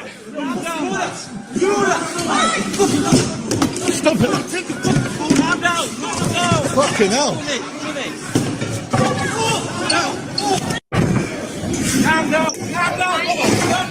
Stop it! No! Fucking hell, that struck! Good Lord. Yeah, that looks like he's probably got a weapon there up under his jacket, as you can see. So, yeah. And I like how they call them cultural enrichers. Yeah, that is, if you believe in borders and securing our territory so that the people who live here are safe, then you're a racist. That's the whole psyop right there. So, and speaking of how insecure we're getting here in Canada, here is Hussein E. and he's saying armed home invasion in Mississauga caught on video. Now, I don't know that the people involved in this are cultural enrichers, but this is pretty alarming. Check it out. An absolutely terrifying moment for this Mississauga family. 5 armed men come in for a home invasion, dressed completely in black, overnight at his home. They come to his front door and they're about to break in. Here's the lead criminal. He's going ahead and kicking down the door, trying to break it down. He can't do that. He's got an axe. He's going to break the glass beside the door and open the door for all his criminal friends to come in. The owner shared his story with me. He got awoken at night, 2:30 a.m., and he was scared, terrified. But what he managed to do to protect his family was scare these criminals away. Again, armed with weapons, and one's actually discharged his pistol. Now they all run away. The owners managed to intimidate them and scare them away. They run. The one criminal is going to go ahead and pop his pistol just above here. He pops it up, and now they're going to the getaway car. Absolutely insane. Let me show you guys on the replay, zooming in. They're all scurrying now to the getaway car, and the one criminal is going to go ahead and pop his pistol. I don't know why he did that. The shell casing was found, but they went ahead into the escape vehicle. And here's another view from a neighbor of their escape. This is happening all across Canada. Crime is skyrocketing. Home invasions, car thefts. The punishment is not enough for these criminals. We have to do something. Yep, that's right. And Freedom Warriors over on X is saying, those people have been sent here to create the civil unrest that you all won't do. Yeah, it is about civil unrest. Now, again, we don't really know who's involved in this one, so I can't say that they're necessarily cultural enrichers, but this is the kind of like the catch and release policies facilitate a lot of this too. That was the strategy that Obama employed, and we've imported that to Canada now, where we let the murderers back out on the street the same day, but the Coots 4, the Patriots, are still locked up. Jesus, like 700 days later now, and without bail and the whole shebang in a remand facility. Like, it's just they will torture the Patriots and give these cultural enrichers and the various violent aspects of our society, the pat on the back and the pass. Okay, and here's another component of the whole thing as well, because I really think that this climate change BS is a psyop to weaken the West, right, to destroy us economically. So here's the CBC. It's a quick look back. Climate change fueling Nova Scotia wildfires, say ecologists, climate activists. 2 wildfires in the province have displaced about 20,000 people.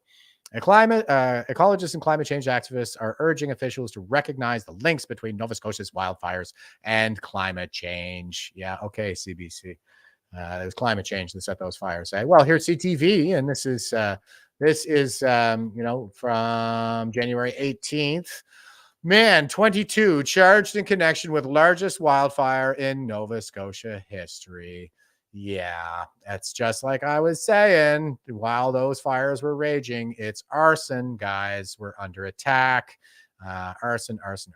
And this was why I was in court yesterday, because the Minister of Natural Resources and Renewables here in Nova Scotia, the only jurisdiction, everybody was on fire. The whole country was on fire. And this is the only jurisdiction that banned entry into the woods for all of its citizens within the province. I was sitting here in, my little neighborhood here in Cape Breton, like, what fire? What are you talking about? I'd have to drive about 8 hours to get to that fire. So, but I wasn't allowed to walk my dog in the park. All right, I'll read a little bit of this. Nova Scotia's Natural Resource Department says a 22-year-old man has been charged in connection with a massive wildfire in Shelburne County last spring. Dalton Clark Stewart of Village Dale is charged Wednesday under the Forest Act with lighting a fire on privately owned land without permission of the owner or occupier, failing to take reasonable efforts to prevent the spread of a fire, leaving a fire unattended. You know, that sounds like arson. Why don't we see arson right there in the list of charges? Well, I think it's because the heavy hand is reserved for the patriots and not for the subverters. Stewart is scheduled to appear in Shelburne Provincial Court on March 7th. The charges stem from the Barrington Lake wildfire, which first broke out on May 26, 2023, and was finally brought under control on June 13th and extinguished on July 26th.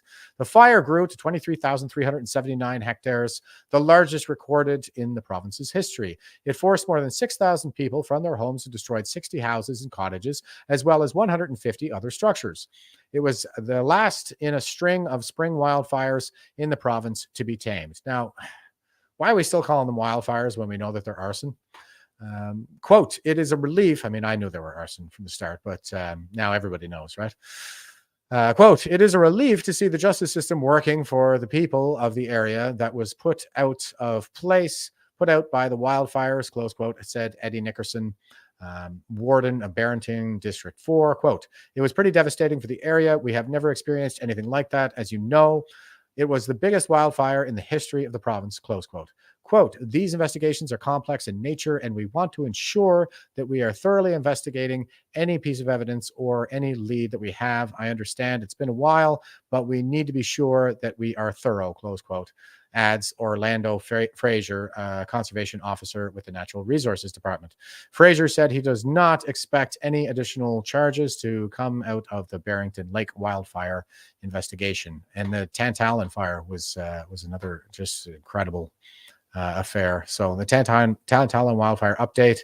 The Natural Resources Department says it also continues to investigate the 2023 Tantalon area wildfire, which burned 969 hectares. Quote, while the department has gathered considerable information, there is a high bar for what can be used as evidence in court, close quote, reads a Thursday news release from the province.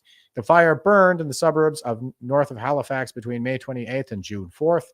It destroyed 151 homes and at its peak forced the evacuation of 16,000. It was fully extinguished on July 26th. Last month, the Nova Scotia RCMP said there was insufficient evidence to indicate the fire was the result of arson. Quote, we concluded our file in September and provided this information to the Department of Natural Resources and Renewables, DNRR, as the lead investigating agency, close quote. Constable Dominic Laflemme told CTV News in an email on December 29th, 2023, quote, we continue to liaise with them and are available to provide assistance as required, close quote. Those convicted of violating the Forests Act can be fined up to $50,000 and or face up to 6 months in prison. Holy smokes, 50 grand for entering the woods against Tory Rushton's proclamation banning entry into the woods all over the province. I'll tell you a little bit about the court appearance I had there yesterday in a minute. But here's Bob Zimmer, MP, and he says, quote, on the island, we haven't had any natural cause fires. All 46 have been human caused, close quote, said Jade Richardson, Fire Information Officer with the Coastal Fire Center, close quote. Interesting. Yeah, isn't that interesting? And this is Vancouver, guys. So Vancouver was on fire. We know the Quebec fires were arson. We know that Danielle Smith brought in arson investigators for all the fires that were taking place there. And we're under attack, okay? And the elites aren't telling us this. So you might want to ask yourself why that is. I mean, I know why it is. It's because of the elite capture that the Chinese Communist Party engages in. Okay, so here's what publication is this? Is it Guardian? Okay, so here's the Guardian, and they say Nova Scotia man charged with starting province's largest ever wildfire. Dalton Clark Stewart, 22, accused of lighting Canada's Barrington fire, which burned for 1 month in 2023. A Nova Scotia man has been charged for allegedly starting the Eastern Province's largest ever wildfire. The charges against Dalton Clark Stewart, 22, come only days after a Quebec man inspired by conspiracy theories pleaded guilty to 14 charges of arson after deliberating lighting forest fires. Now, the conspiracy theories thing, I'm not so sure about that. It's probably just that inverted paradigm where a bunch of leftists are going around lighting these fires, and they want to make it sound like it's right-wingers. Stewart from the town of Villagedale, I can't say that, is facing 3 violations of the province's Forest Act: lighting a fire on privately owned land without permission of the owner-occupier, failing to blah, blah, blah, everything but arson. So that is suspicious. Quote, the court will determine the outcomes of these charges, including any penalties, close quote. Nova Scotia's Natural Resources Department said in a statement. The wildfire near Barrington caught the attention of officials in May. Unseasonably dry conditions and strong winds helped it grow to 23,525 hectares, shattering a 5-decade record of pushing Nova Scotia's scarce firefighting resources to the brink. It also degraded the region's air quality, with Environment Canada issuing a warning for nearby communities. For a province that typically measures the total amount of the region burned in hundreds of hectares, Barrington Lake Fire also highlighted the vulnerability of the Atlantic province to wildfires. You think our enemies understand that? I mean, they study the hell out of us, right? In June, the Nova Scotia Premier, Tim Houston, said he had asked the federal government for military firefighters, military firefighters, ignition specialists, firefighting equipment, including hoses and foam, as well as trucks and helicopters. The Barrington Lake Fire burned for 1 month before fire crews declared it extinguished. Elsewhere in the province, crews scrambled to save homes as separate blazes moved perilously close to Halifax, the region's largest city. Investigators also studied the Tantalon fire, which destroyed nearly 115 homes and forced 18,000 people from their homes, to see if they could find any criminal liability. The RCMP said it closed its investigation in December, according to CBC News, concluding there was, quote, no information to suggest the cause was due to negligence or criminal matter, close quote. Yeah, right. But on Thursday, the province's Natural Resources Department said it was continuing to investigate the fire. Quote, while the department has gathered considerable information, there is a high bar for what can be used as evidence in court, close quote, it said in a statement. In its last report of 2023, the Canadian Interagency Fire Centre said 6,551 fires burned, 18,496,057 hectares of land, compared with 1,467,976 hectares burned the prior year. In Nova Scotia, that meant 24,818 hectares burned from 217 fires. Ha! So sounds like they've really been ramping up the leftist lunacy in the wake of COVID in particular. Notice how we didn't even have Drag Queen Story Hour like prior to COVID, and now we have Drag Queen Story Hour and arson attacks. Okay, and just a look back, like this is what they were up to. This was June 10th, 2023, as the fires were raging. Nova Scotia women fined nearly $29,000 for outdoor fire. Police say, so they blame us, like it's an arson attack. We knew it was an arson attack, and it's the same kind of scapegoating that we saw during COVID. It's like, we all know this was released from a lab, and China's engaged in a psyop with this thing. Never let a good crisis go to waste, as Saul Alinsky said, after all.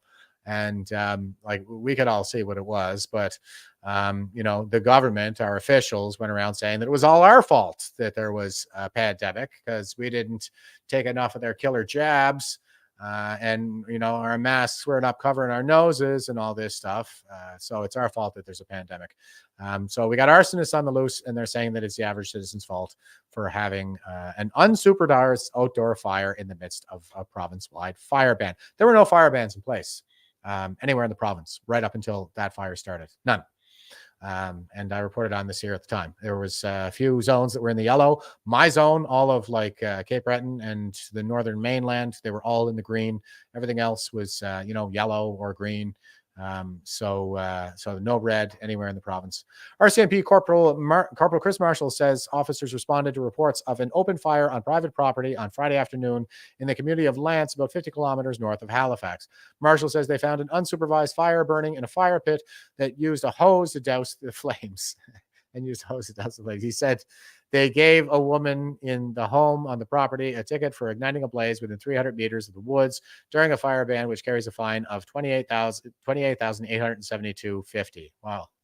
Better make sure you get that 50 cents in there. And of course, that was another thing that they did too. It used to be like a $300 to $500 fine for having a fire while a fire ban was in effect. And because of these arsonists, they increased the fines, like, freaking 50-fold here, or 500-fold, and it was just unfreaking real. And here's what was happening. This is June 2nd, 2023. So that article was from June 10th, and this is June 2nd. Pictou County District RCMP investigating arsons. This is a press release. Corporal Chris Marshall. Isn't this the same guy? Right? Here's Chris Marshall handing out a goddamn $30,000 fine to a woman who had nothing to do with the arsons that he wrote about in the Pictou County District RCMP investigation. Oh my God. So yeah, it's climate change, guys. It's our cars that cause these fires, and you need to pay $30,000 for having a little bonfire in your backyard when they knew full well there were arsonists on the loose. Pictou County District RCMP is investigating 3 separate arson scenes in Pictou County. At approximately 1:30 a.m. this morning, Pictou County District RCMP and fire responded to a report of a structure fire on Highway 4 in Alma. RCMP officers learned that a commercial structure was on fire, and the Alma Volunteer Fire Department was able to extinguish it. At approximately 2:25 a.m., a second fire was reported on Granton Abercrombie Road in Granton. RCMP officers learned that a green bin at the side of the road had been lit on fire.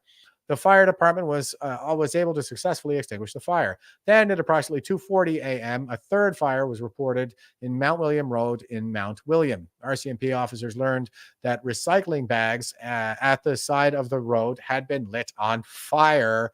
RCMP officers were able to successfully extinguish the fire. An initial investigation has determined that all 3 fires were the result of arson. The investigation is ongoing, blah, blah, blah, blah, blah. So they knew there were arsonists running around all over the place, doing everything they can to wreak havoc and suffering. And what do? They punch down on the average citizen who had nothing to do with it. So it's all our fault that there are arsonists, apparently, because of climate change, and we drive cars. Okay, here's Wiretap Media. This is another look back. I'm just giving you kind of the history of what was going on here. This is from January. Oh, no. This is January 19th, 2024.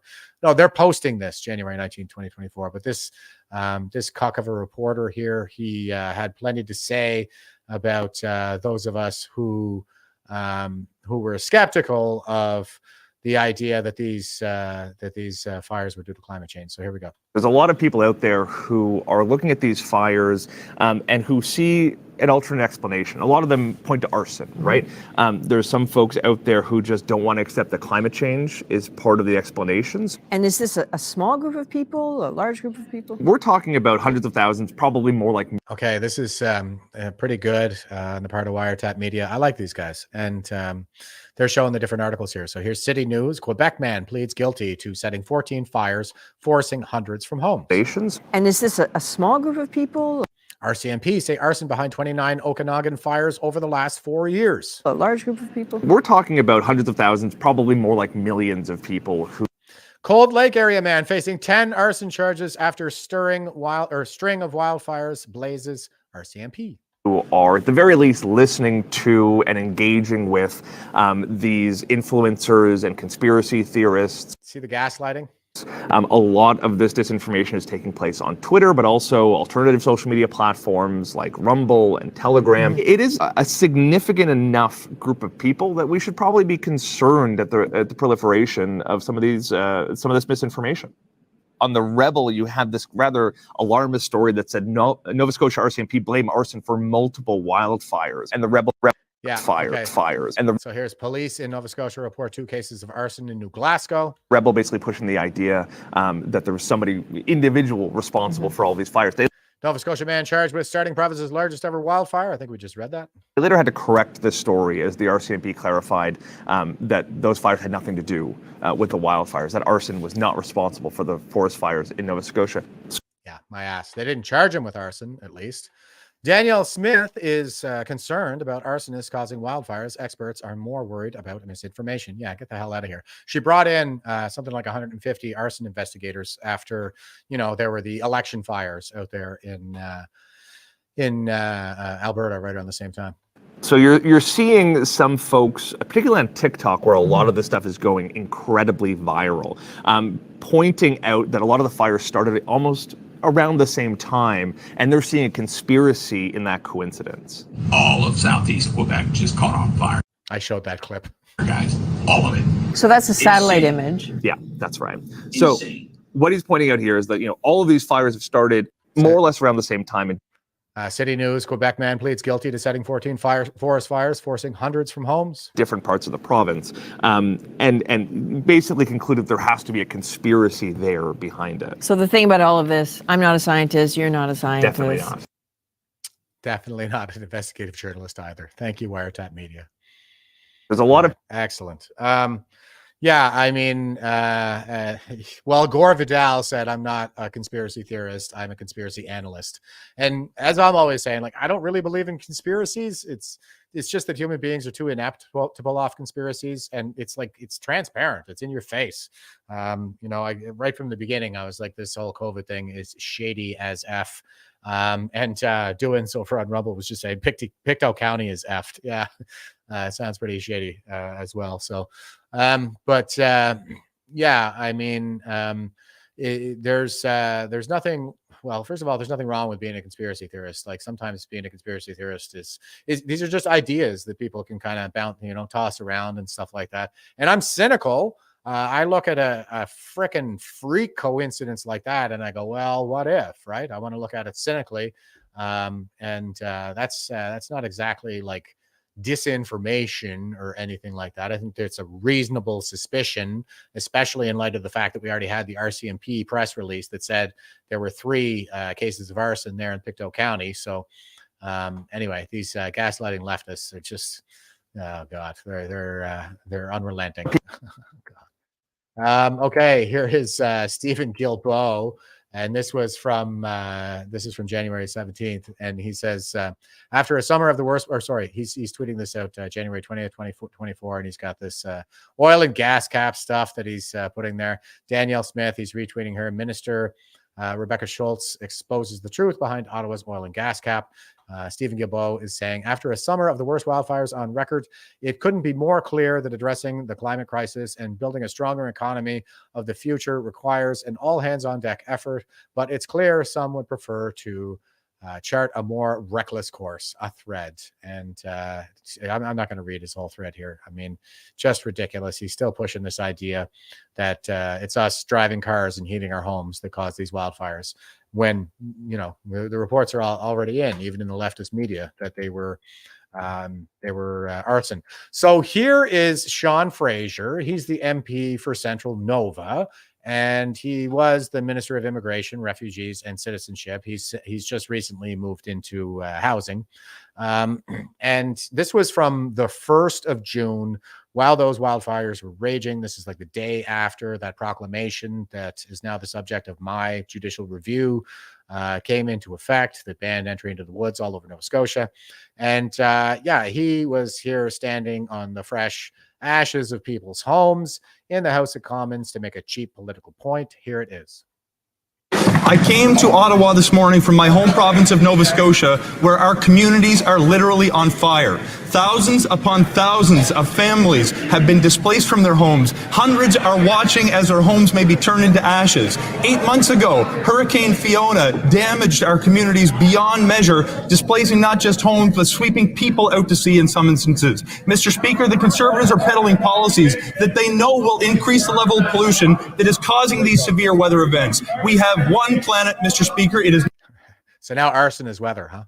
My home, it is yours. I will not stand idly by and watch it burn. The honourable member. See how virtuous he is? So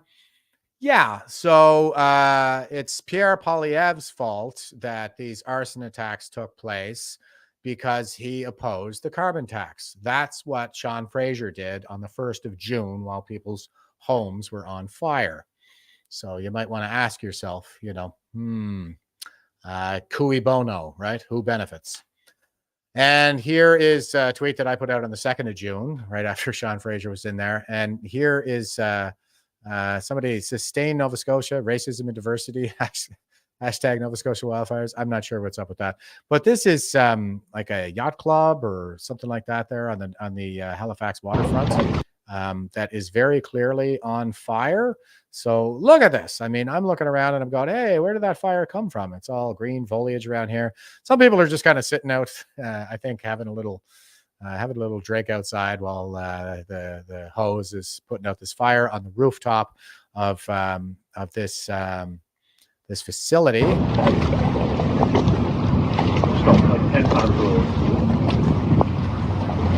that climate change that they're fighting there? No, I think that's an arson attack. And I was tweeting, "Wildfire's my ass." Yeah, good job, me. Good job, me. I called it right. Got to highlight them successes where we can. And here is,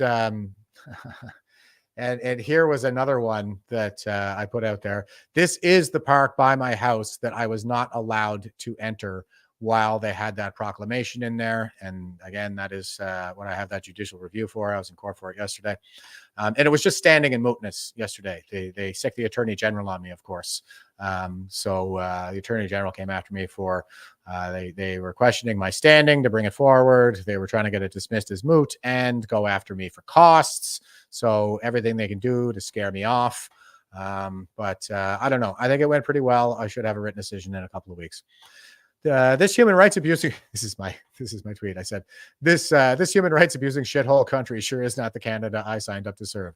Our leaders used to honor the sacrifice of veterans and respect the rights of citizens. This kind of arbitrary abuse is now a matter of routine for these totalitarians. And Chris Anad is chirping at me here. He says, do you want to get trapped by a fast-moving wildfire and endanger others who would try to rescue you? Do you want to get hit by a water bomber?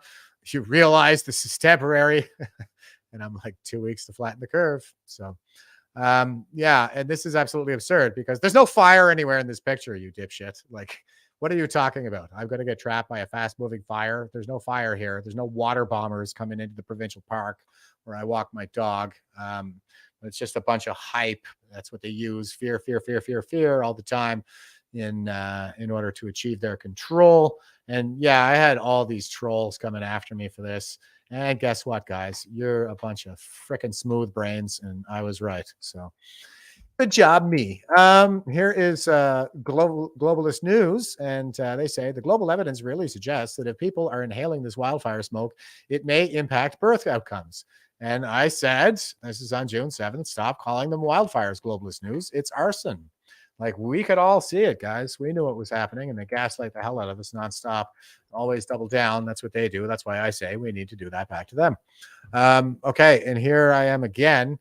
And this was what I tweeted at Tory Rushton, who is the Minister of Natural Resources and Renewables, who issued that proclamation.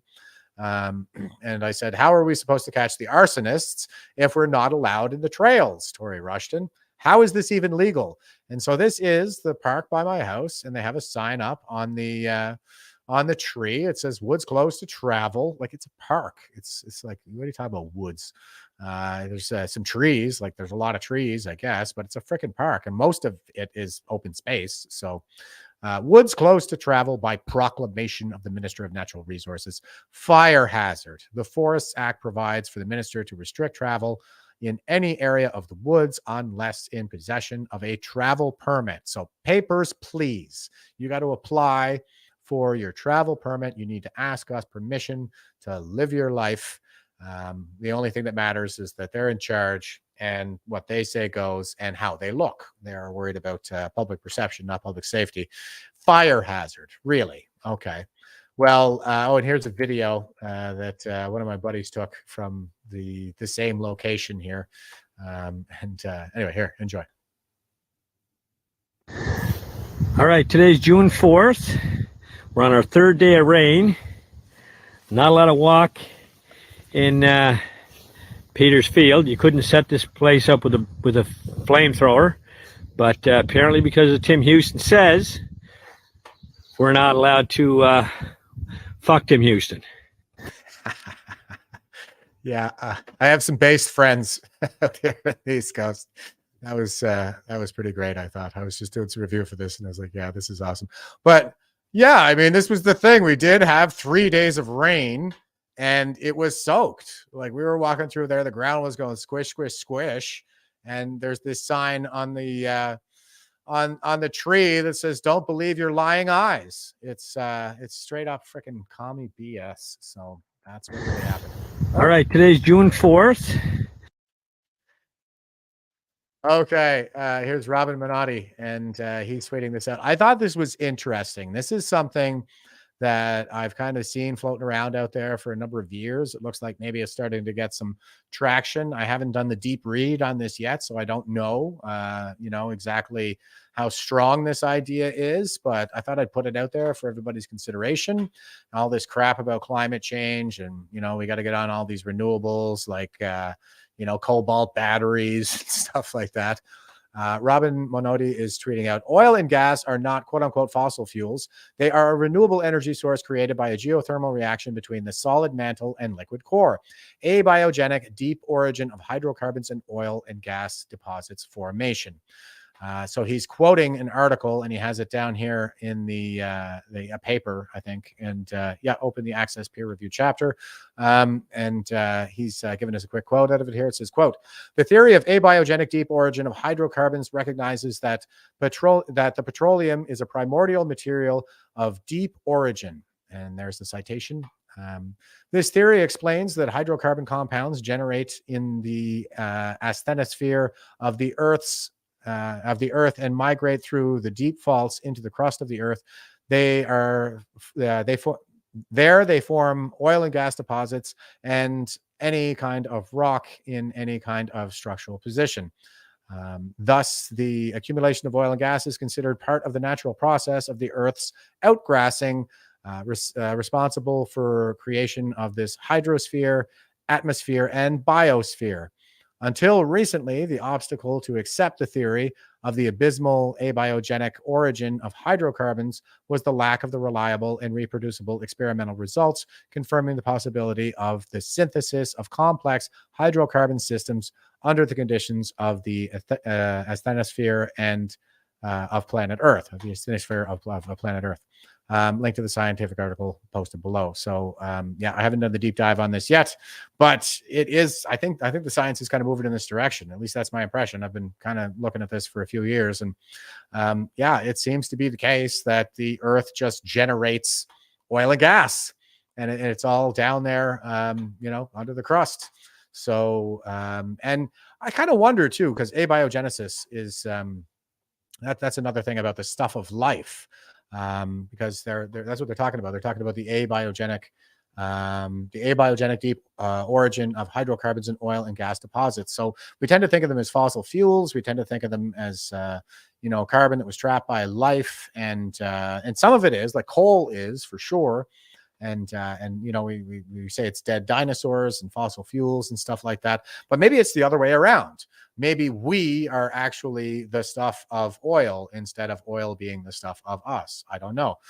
Because that is, one thing that people get confused about when you talk about like the theory of evolution is people will say, you think it just happened or something like that. And it's like, no, that's not what evolution is. That's not what Darwin really proposed. Like everybody accepted that life changed over time.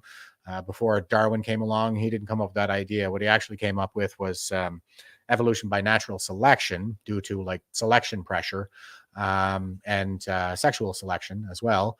And and when we're talking about the start of life, that's called abiogenesis, and that is a tougher problem than evolution by natural selection itself. And even the transition between between prokaryotic and eukaryotic cells is, with a nucleus and the mitochondria and stuff like that is kind of a more complex problem than perhaps even multicellular life and things like this. But anyway, I don't want to get into all that, but abiogenesis basically means like the start of life, and abiogenic deep origins of hydrocarbons. Maybe, I don't know, maybe it all kind of goes back to that. And it's just the Earth happens to generate these things in a certain way and be in the right proximity to the sun that, once you bask all that, those hydrocarbons and carbon-based stuff in the right kind of solar energy, the chemical reactions that occur may eventually lead to things like amino acids and so on and so forth. Who knows? This is a really interesting idea anyway. And if this is true, it's starting to look like it is, then, oil and gas are renewable. Okay, here is Sean Fraser again. Oh my God. So True North is tweeting out, Sean Fraser attributes the immigration crisis to inadequate responses from, quote, provinces and institutions, close quote, when asked whether he should bear the brunt of the blame as former immigration minister. So here's where why would you light a fire under temporary immigration to now be responsible for fixing the housing problem that it created? Did you mess up when you were immigration minister in letting this get so out of control, as the new minister has said? I'd like to know who that woman is. It sounds like the same woman who was grilling Strickland there a little while ago. So first of all, I'm in complete agreement with Minister Miller's announcement that he's put forward today. When I had the opportunity to be in that position, of course, we built the population growth models into our decisions, as I was just explaining in the previous question, into our permanent residency models. We became aware, and you'll see that I was talking about this when I was still serving that portfolio, the significant growth that we saw more recently in the international student program. We started to try to work with provincial governments to talk about needing to address this issue. When it became clear that we weren't going to find a solution that way, we started to develop the trusted institutions model and started exploring the possibility of a cap, much like Minister Miller put in place today. But we wanted to give an opportunity to provinces and institutions to actually address the problem that was squarely within their control. When it became clear that wasn't going to happen, we needed to use what Minister Miller has previously described as a rather blunt instrument to address a real challenge. So today we're moving forward with that solution after we tried to work initially with provinces and with institutions to address the challenges. So the question was, did you mess up as immigration minister? You're pointing to immigration as the cause of the housing crisis now. So anyway, yeah, just garbly-gook as usual. And Cynthia is saying, LOL, great question. Yeah, I think so too. And Ron is just chiming in here. He says, even if abiogenic origins of oil and gas is true, the timescale associated with the creation of hydrocarbons is so slow, the topic is merely academic. I don't know if it's merely academic. The fact of the matter is we don't know the rate of replacement, but there is a rate of replacement. So I would imagine that we're probably using it faster than it is being replaced. Yes, but it's definitely an interesting topic that would seem to indicate that, hey, maybe we could even simulate the conditions and just produce more oil and gas into the future. So this is definitely something that's worthy of exploration. And I don't think we're ever going to run out of oil and gas. And it's more of an economic position that I take on it than anything. It's just the law of supply and demand. Like if the supply dwindles and demand remains the same, then the value of that supply is going to skyrocket, and then nobody's going to buy it. They're going to buy something else. So there'll probably always be oil in the ground. It might be a matter of, balancing different technologies or even simulating that abiogenic replacement of oil and gas. But interesting stuff. I know it's academic, I guess at this point it is, but the rate of replacement is not known. That's something that would be interesting to know, though. All right, here's the Edmonton Oilers. Speaking of the frickin' psyop that's being inflicted on the West, they say gearing up tonight with @Pride tape. So they were actually tweeting this stuff. And here's the Edmonton Oilers putting the Pride tape on their hockey sticks.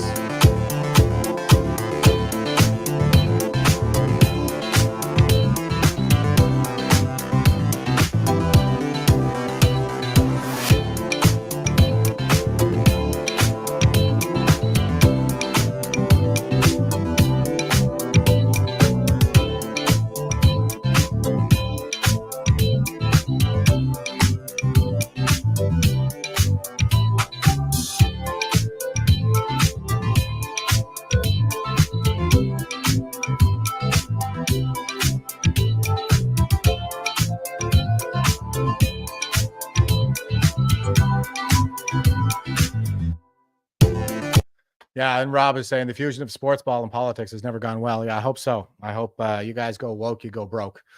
Here they are, making it cool for the kids to transition into permanent medical patients. Isn't that great?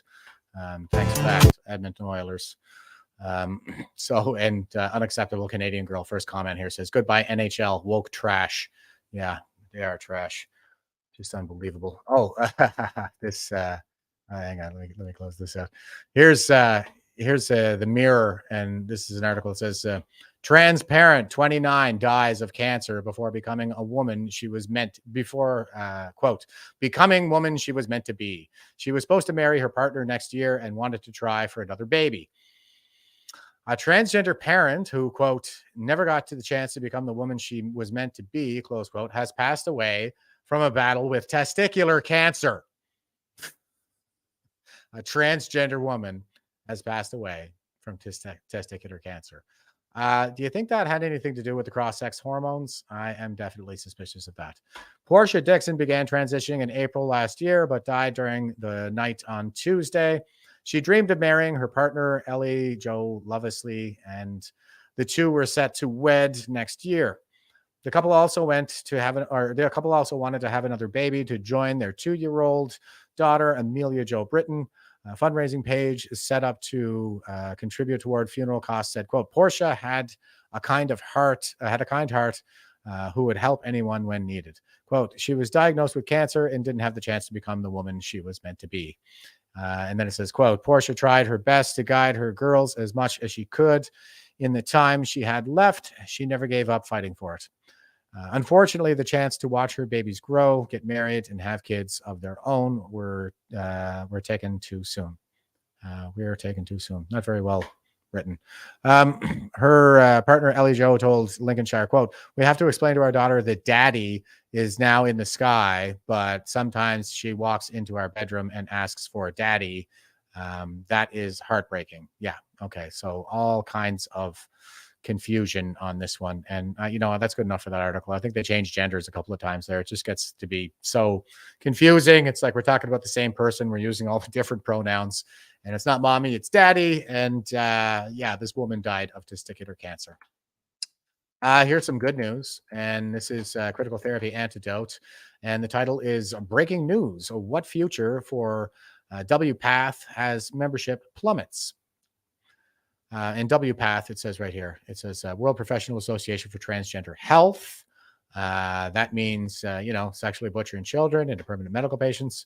And it says the future for gender affirming healthcare at a global level now looks rather uncertain. Until recently, WPATH looked and behaved as though it had, quote, seen the future and it works, close quote, to paraphrase Lincoln Steffens on returning from the Soviet Union in 1919. WPATH trumpeted the publication of its new standards of care, version 8, only 12 months ago. These aim to simplify and streamline the process of social and medical transition for children, adolescents, and adults in order to, quote, better align their body with their gender identity, close quote. WPATH also simply announced its discovery of the existence of a new unique gender identity, which seemed to require no further justification or discussion. Senior WPATH members were active and highly successful, particularly in the U.S. courts, in arguing for the adoption of its standards of care and research findings in order to promote its gender medicine pathways as the new professional consensus. So it probably comes as a surprise for most observers to note that WPATH individual membership figures appear to have suffered a sharp fall over the past year, even just in the last year, 2023 to 2024. And they show it right here. You've got like over 4,000 members, total WPATH membership, just over 4,000 here in January 2023. And now we're down to about the 2,000 mark. So it's pretty much cut in half in January of 2024. That is a good sign. WPATH global membership stood at 4,119 in January of 2023. As of 4th January 2024, it stood at 1,590. Oh, that's actually more than halved. U.S. membership was 3,104 in January 2023, compared with 1,234 in January of 2024. Again, that's cut down by that's a little more than a third of what it used to be. Currently comprising 78% of WPATH global membership, and that's the US. That's 70% of the total membership. UK membership is a minimal in comparison, with 2% of total membership, although it appears to have experienced a similar proportionate decline from 93 members in January of 2023 to 34 in January of 2024. If taken as correct, the figures represent a massive fail in the global WPATH membership in the order of a 60% drop within the space of a year. This seems to be an important development, the full causes and significance of which remain to be clarified. I'd like to know what the data are for Canada, and this is what all these so-called gender-affirming care pediatric clinics in Canada point back to. They use the WPATH, the standards of care is like their Bible. It's not, they just go back, standards of care, they just do whatever it says in there. And they never have any evidentiary justification for what it is that they're doing. So why is WPATH now on the back foot? WPATH has experienced a number of major setbacks to its professional standing and credibility during the past year. The so-called Dutch protocol, providing the rationale for prescribing puberty blockers off-label to forestall the onset of naturally occurring sexual maturation in children and adolescents, has been comprehensively critiqued and found wanting. There has been a raft of systemic reviews across Europe and also from the U.S. state of Florida, which have found little evidence of the benefit and some evidence of potential harm from prescribing puberty blockers for this patient group. The voice of detransitioners, long ignored and dismissed, has continued to become louder and more insistent. The flagship media coverage of a teenager undergoing medical transition in the U.S., I Am Jazz, seems to have lost its early triumphalism and now appears to have foundered. With the emergence of ever more complex family dynamics and the incipient mental health concerns of its star patient. WPATH's unrivaled status as expert legal opinion has been summarily rejected in a key case hearing in the Sixth Circuit Appeal Court in the U.S., which may well now proceed to the U.S. Supreme Court for further resolution. In the UK, the Interim Cass Review 2022 has found against the Tavistock Gender Identity Development Service model of care, which was arguably closely influenced and aligned with WPATH standards of care. Yeah, I would say that it was. It all kind of goes back to these standards of care. And Tavistock is the subject now of just a wave of lawsuits over there in the UK. They actually banned the stuff. Multiple, it's the UK, it's Sweden, Denmark, Finland, a ton of European countries have already banned this stuff, but Canada continues to forge on. So all in all, WPATH may well have glimpsed the future, but things are clearly not going according to plan just at present. Well, good. I hope they all get sued into a lifetime of poverty. Gender transition and sent for maid, as Justin Trudeau's ego said at the start of the show here. Tribute to Canada is saying, I wrote to my channel with respect to the title of your live stream, quote, it is a fascinating paradox that is often weaker men due to insecurities and weaker morals that can cause havoc in society. It absolutely is. Weak men bring hard times. It's all part of the whole cycle of history. Okay. And,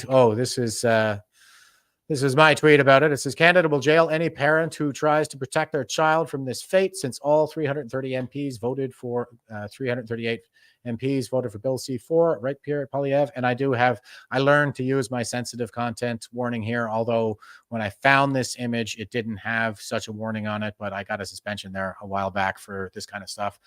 So I'm not giving anybody a trigger warning, but here it is. There you go. So that's what they actually do to these people. This person's flesh from their forearm has been removed in order to be rolled up like a sausage and stapled to their groin. This is for a phalloplasty, so this would be a young girl that this has been done to. That's what they call gender-affirming care. It's just butchery. That's all it is. Okay, and here is Kanekoa the Great, and they're tweeting out, Maddie de Gary was one of 1,131 children in Pfizer's COVID mRNA clinical trial for children aged 12 to 15. So speaking of the medicalization of our children, for-profit medicalization of our children, this is what happened. It says, Maddie developed a neurological disorder and paralysis after her second mRNA shot, which Pfizer reported as quote-unquote abdominal pain to the FDA. 3 years later, Maddie still uses wheelchair and a feeding tube. Despite one little girl getting paralyzed, Pfizer and the FDA recommended mRNA shots for all American children. Does this look safe and effective? How do they get away with this? Well, they're in charge. They're running everything. So they're not going to hold themselves to account. President Biden, this is Maddie. She's 13 and wants to be a nurse. When the COVID vaccine became available, she volunteered for the Pfizer clinical trial. She wanted to help. This is her now. I need to take this out. There are others across the country like her, but they are ignored by the FDA and the media. You said it was safe. Maddie stepped up to help America. Who's going to step up to help Maddie?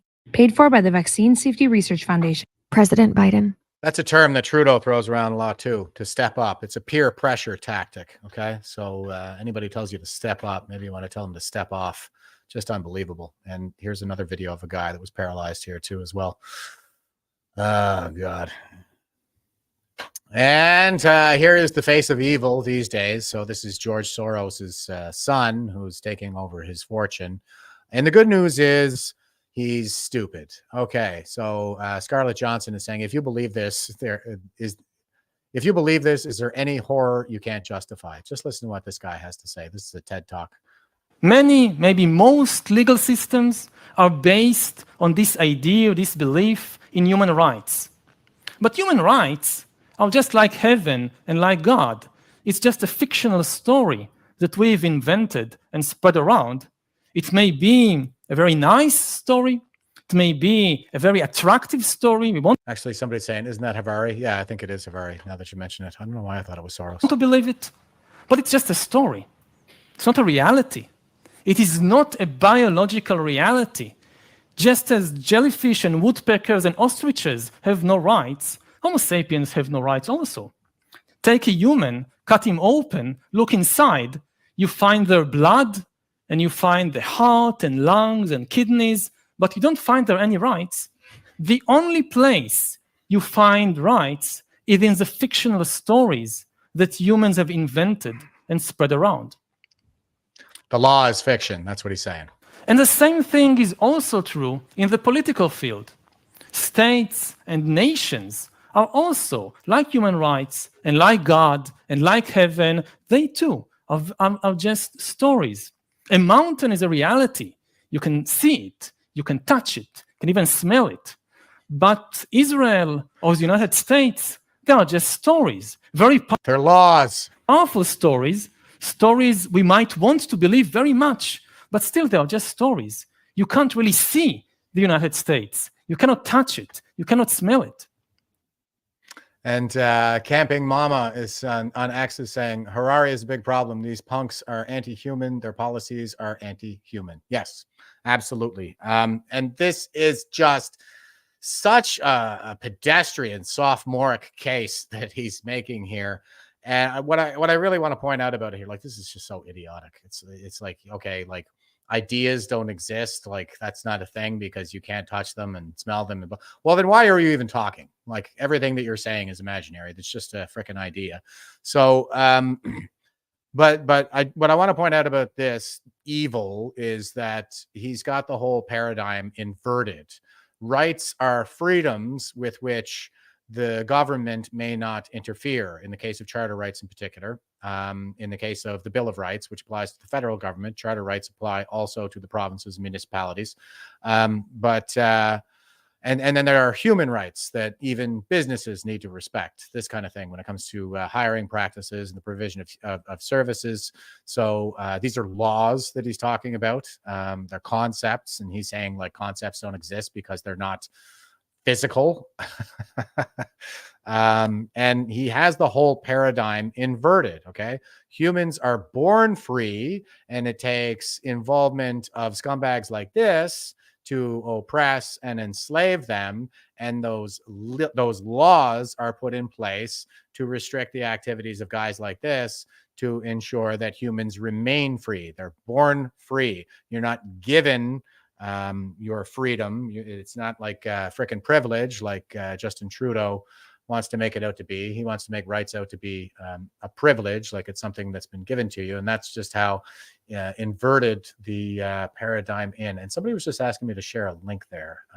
But I think, Colleen is saying, can you please share this link, Jeff? Which one was it? I think I caught your comment a little bit late there, but let me know and I'll dump it in the chats. And I was getting better at putting my links in the. Okay, so he's concerned Canadian. He sees WTF is this. They are insane. So this is the World Economic Forum, and they've brought Disease X, Patient Zero to the stage. And here we go.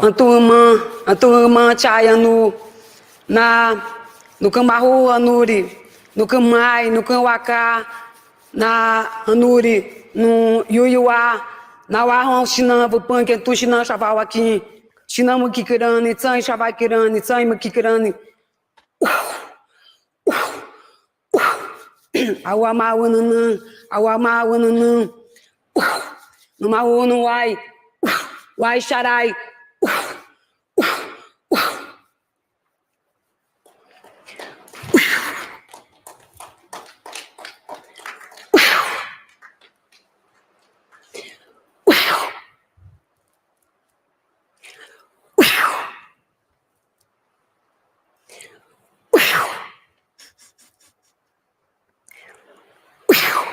Where's your mask? Is that an N95? What the hell? So yeah, I guess we're not worried about COVID anymore, guys, even though more people are dying of COVID today than ever before. But yeah, I figure this is patient zero for disease X. And I mean, I'm keeping my fingers crossed that it just kind of takes care. This is another one of these self-correcting problems. And I thought I recognized that woman. Do you guys remember there was the 2020 vice presidential debate with this is what's his name here, Trump's VP Mike Pence. So yeah, I thought I recognized this woman. Here she is.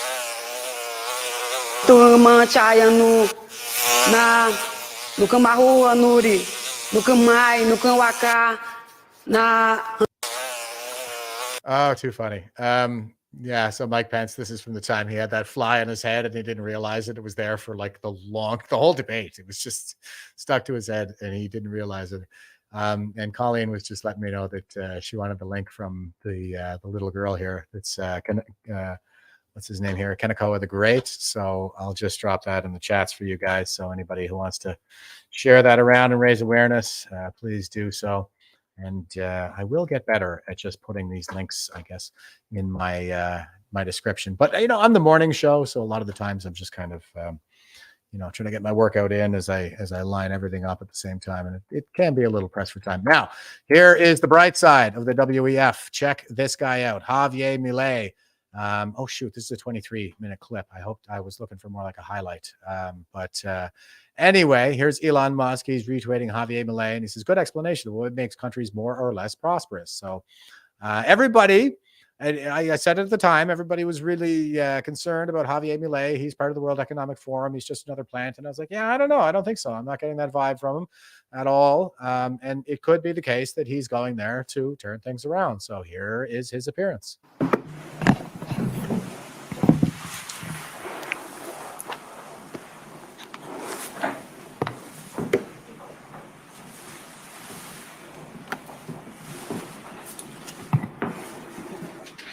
Buenas tardes. Good afternoon. Muchas gracias. Thank you very much. Hoy estoy acá Today, I'm here para decirles que Occidente to tell you that the Western world is in danger. está en peligro And it is endangered because those who are supposed to have to defend the values of the West are co-opted by a vision of the world that inexorably leads to socialism and thereby to poverty. Unfortunately, in recent decades, motivated by some well-meaning individuals willing to help others, and others motivated by the wish to belong to a privileged caste, the main leaders of the Western world have abandoned the model of freedom for different versions of what we call collectivism. We're here to tell you that collectivist experiments are never the solution to the problems that afflict the citizens of the world. Rather, they are the root cause. Do believe me, no one better placed than us, Argentines, to testify to these 2 points. When we adopted the model of freedom back in 1860, in 35 years we became a leading world power. And when we embrace collectivism over the course of the last 100 years, we saw how our citizens started to become systematically impoverished, and we dropped to spot number 140 globally.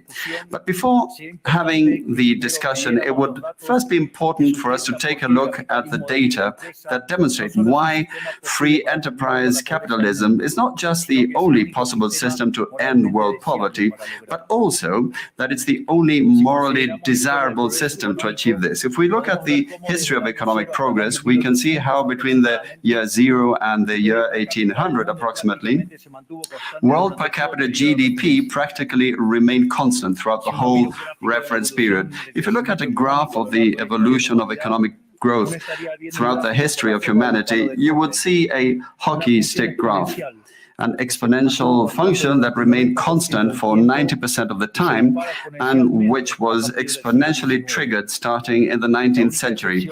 The only exception to this history of stagnation was in the late 15th century with the discovery of the American continent. But for this exception, throughout the whole period between the year 0 and the year 1800, global per capita GDP stagnated.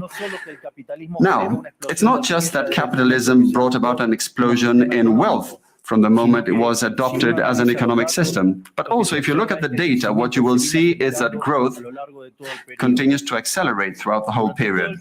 And throughout the whole period between the year 0 and the year 1800, the per capita GDP growth rate remained stable at around 0.02% annually, so almost no growth. Starting in the 19th century, with the Industrial Revolution, the compound annual growth rate was 0.66%. And at that rate, in order to double per capita GDP, you would need some 107 years. Now, if you look at the period between the year 1900 and the year 1950, the growth rate accelerated to 1.66% a year. So you no longer need 107 years to double per capita GDP, but 66. And if you take the period between 1950 and the year 2000, you will see that the growth rate was 2.1%. Again, the CAGR, which would mean that in only 33 years, we could double the world's per capita GDP. This trend, far from stopping, remains well alive today. If we take the period between the year 2000 and 2023, the growth rate again accelerated to 3% a year, which means that we could double world per capita GDP in just 23 years. That said, when you look at per capita GDP since the year 1800 and until today, what you will see is that after the Industrial Revolution, global per capita GDP multiplied by over 15 times, which meant a boom in growth that lifted 90% of the global population out of poverty. We should remember that by the year 1800, about 95% of the world's population lived in extreme poverty, and that figure dropped to 5% by the year 2020, prior to the pandemic. The conclusion is obvious. Far from being the cause of our problems, free trade capitalism as an economic system is the only instrument we have to end hunger, poverty, and extreme poverty across our planet. The empirical evidence is unquestionable. Therefore, since there is no doubt that free enterprise capitalism is superior in productive terms, the left-wing doxa has attacked capitalism, alleging matters of morality, saying, that's what the detractors claim, that it's unjust. They say that capitalism is evil because it's individualistic, and that collectivism is good because it's altruistic, of course, with the money of others. So they therefore advocate for social justice. But this concept, which in the developed world became fashionable in recent times, in my country has been a constant in political discourse for over 80 years. The problem is that social justice is not just, and it doesn't contribute either to the general well-being. Quite on the contrary, it's an intrinsically unfair idea because it's violent. It's unjust because the state is financed through tax, and taxes are collected coercively. or can any one of us say that they voluntarily pay taxes, which means that the state is financed through coercion, and that the higher the tax burden, the higher the coercion, and the lower the freedom. Those who promote social justice, the advocates, start with the idea that the whole economy is a pie that can be shared differently. But that pie is not a given. It's wealth that is generated in what Israel Kirzner, for instance, calls a market discovery process. If the goods or services offered by a business are not wanted, the business will fail unless it adapts to what the market is demanding. If they make a good quality product at an attractive price, they will do well and produce more. So the market is a discovery process in which the capitalists will find the right path as they move forward. But if the state punishes capitalists when they're successful and gets in the way of the discovery process, they will destroy their incentives, and the consequence is that they will produce less, the pie will be smaller, and this will harm society as a whole. Collectivism, by inhibiting these discovery processes and hindering the appropriation of discoveries, ends up binding the hands of entrepreneurs and prevents them from offering better goods and services. Okay, I think that's probably good. I'm not going to show you the whole clip. That's a good 742 of it, but you get the idea.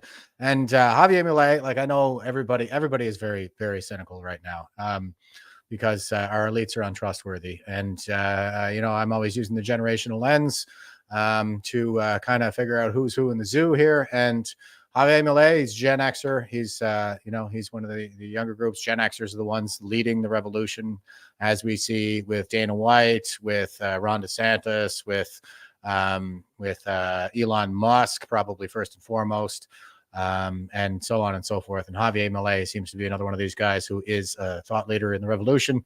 And he's an Austrian economist as well, so very free market capitalist. And he makes a lot of excellent points here.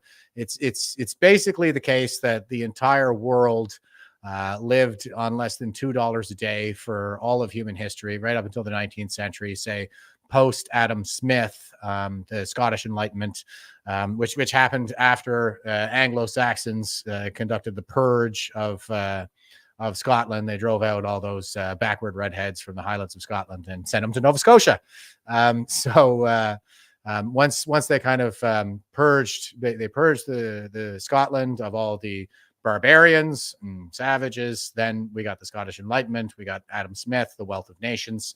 And into the 20th century, it was another Austrian economist. One of my favorites, or probably my favorite, is Friedrich Hayek. The Constitution of Liberty, I think, is just a glorious freaking book. And that is the one where he points out, it's like, what we mean when we say a free society is we mean one that is free of coercion. And that is the thing about the collectivist mindset, is it's necessarily collective. It's necessarily coercive.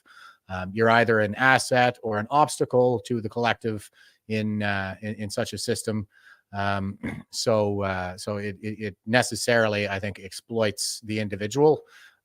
Whereas in a free system, and that's what capitalism really is, it's just free commerce. And if you don't have freedom of commerce, like you don't really have freedom, because you're talking about like what wealth really is at the end of the day. It's a surplus of resources. So the default is we live in scarcity. We eat hand to mouth, hunting, foraging, this kind of thing, day to day. And there's no surplus anywhere. So if you encounter a time of drought or something, people starve. There's a lot more famine and things like that.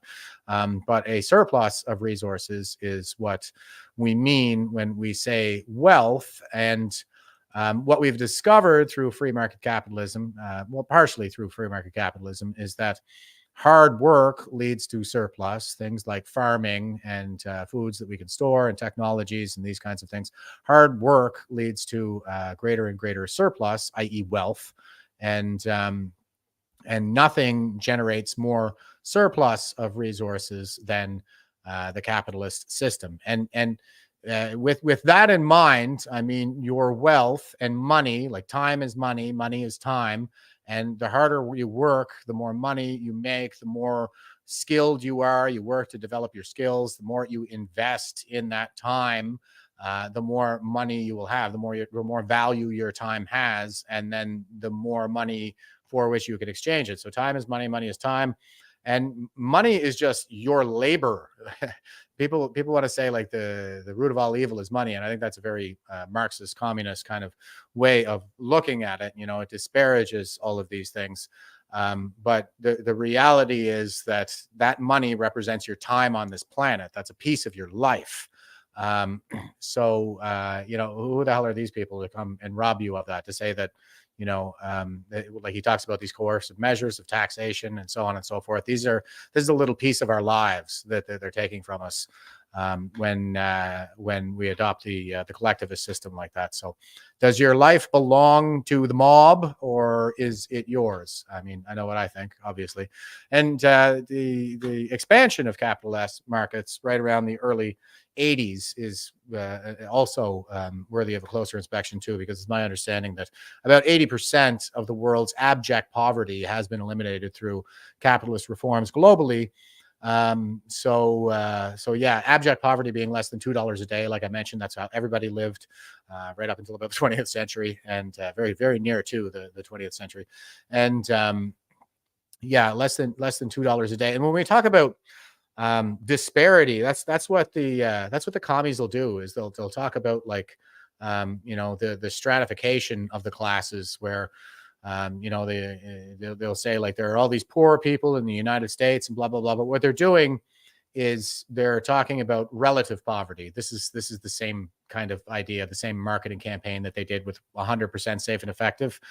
They were using relative data instead of absolute data. So relatively speaking, yeah, there's a lot of people who live in poverty in the United States, but that poverty in the United States, that relative poverty in absolute terms, is $44 a day, not $2 a day, not abject poverty, which is what we really mean when we say poverty. So the thing is, the poor people in the United States, they have a roof over their heads, they have access to reliable power, they have indoor plumbing, cell phones. So that's poverty in the United States. That's not poverty in Africa, right?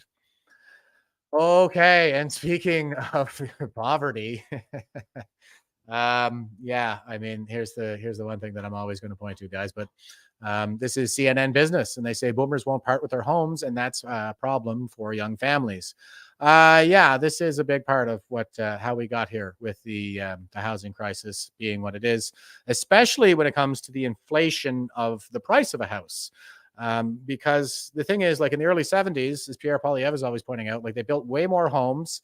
And so when the boomers were buying homes, it was worth about 1 year's worth of the average Canadian salary, and you could get yourself a family home. And then, there was all this talk through the 80s and 90s about how people don't really invest in the middle class anymore. And we're talking about evaporating middle class.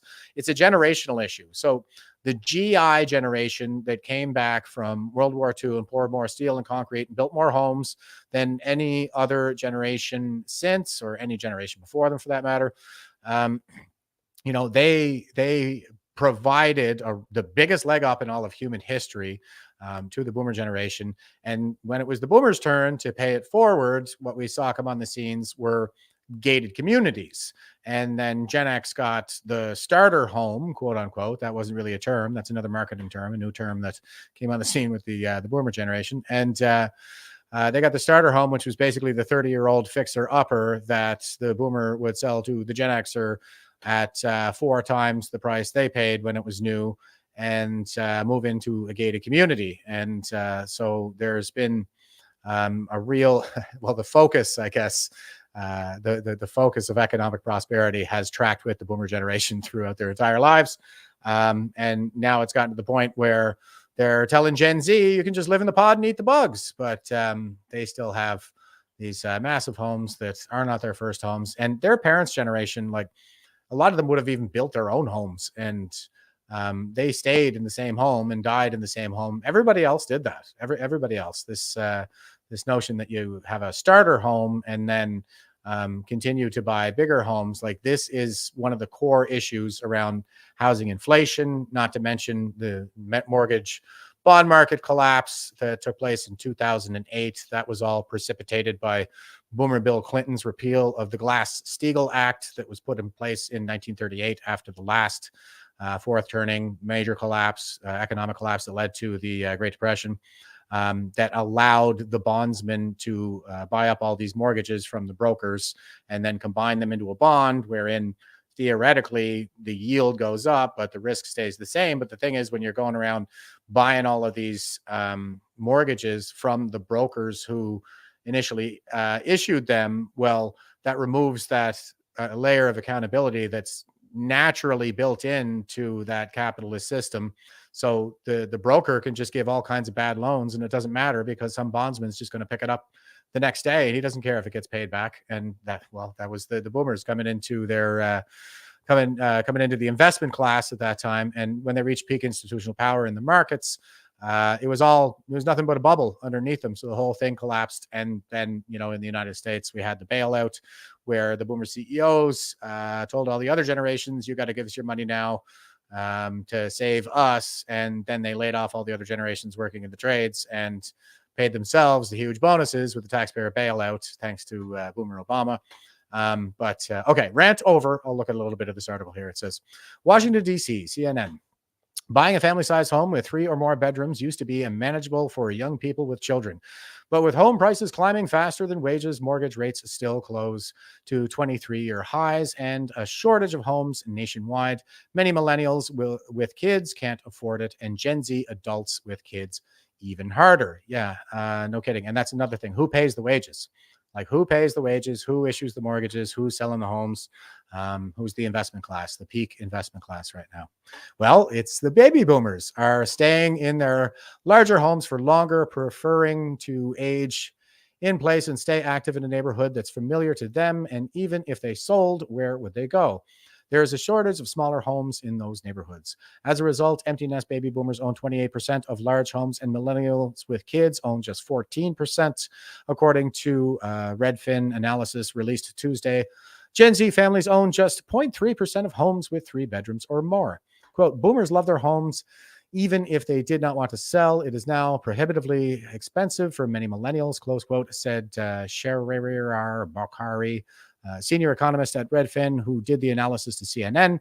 Quote, these are larger homes there where there are only 1 or 2 people living there, and typically they bought it a while ago, so it has value, close quote. Yeah, no kidding.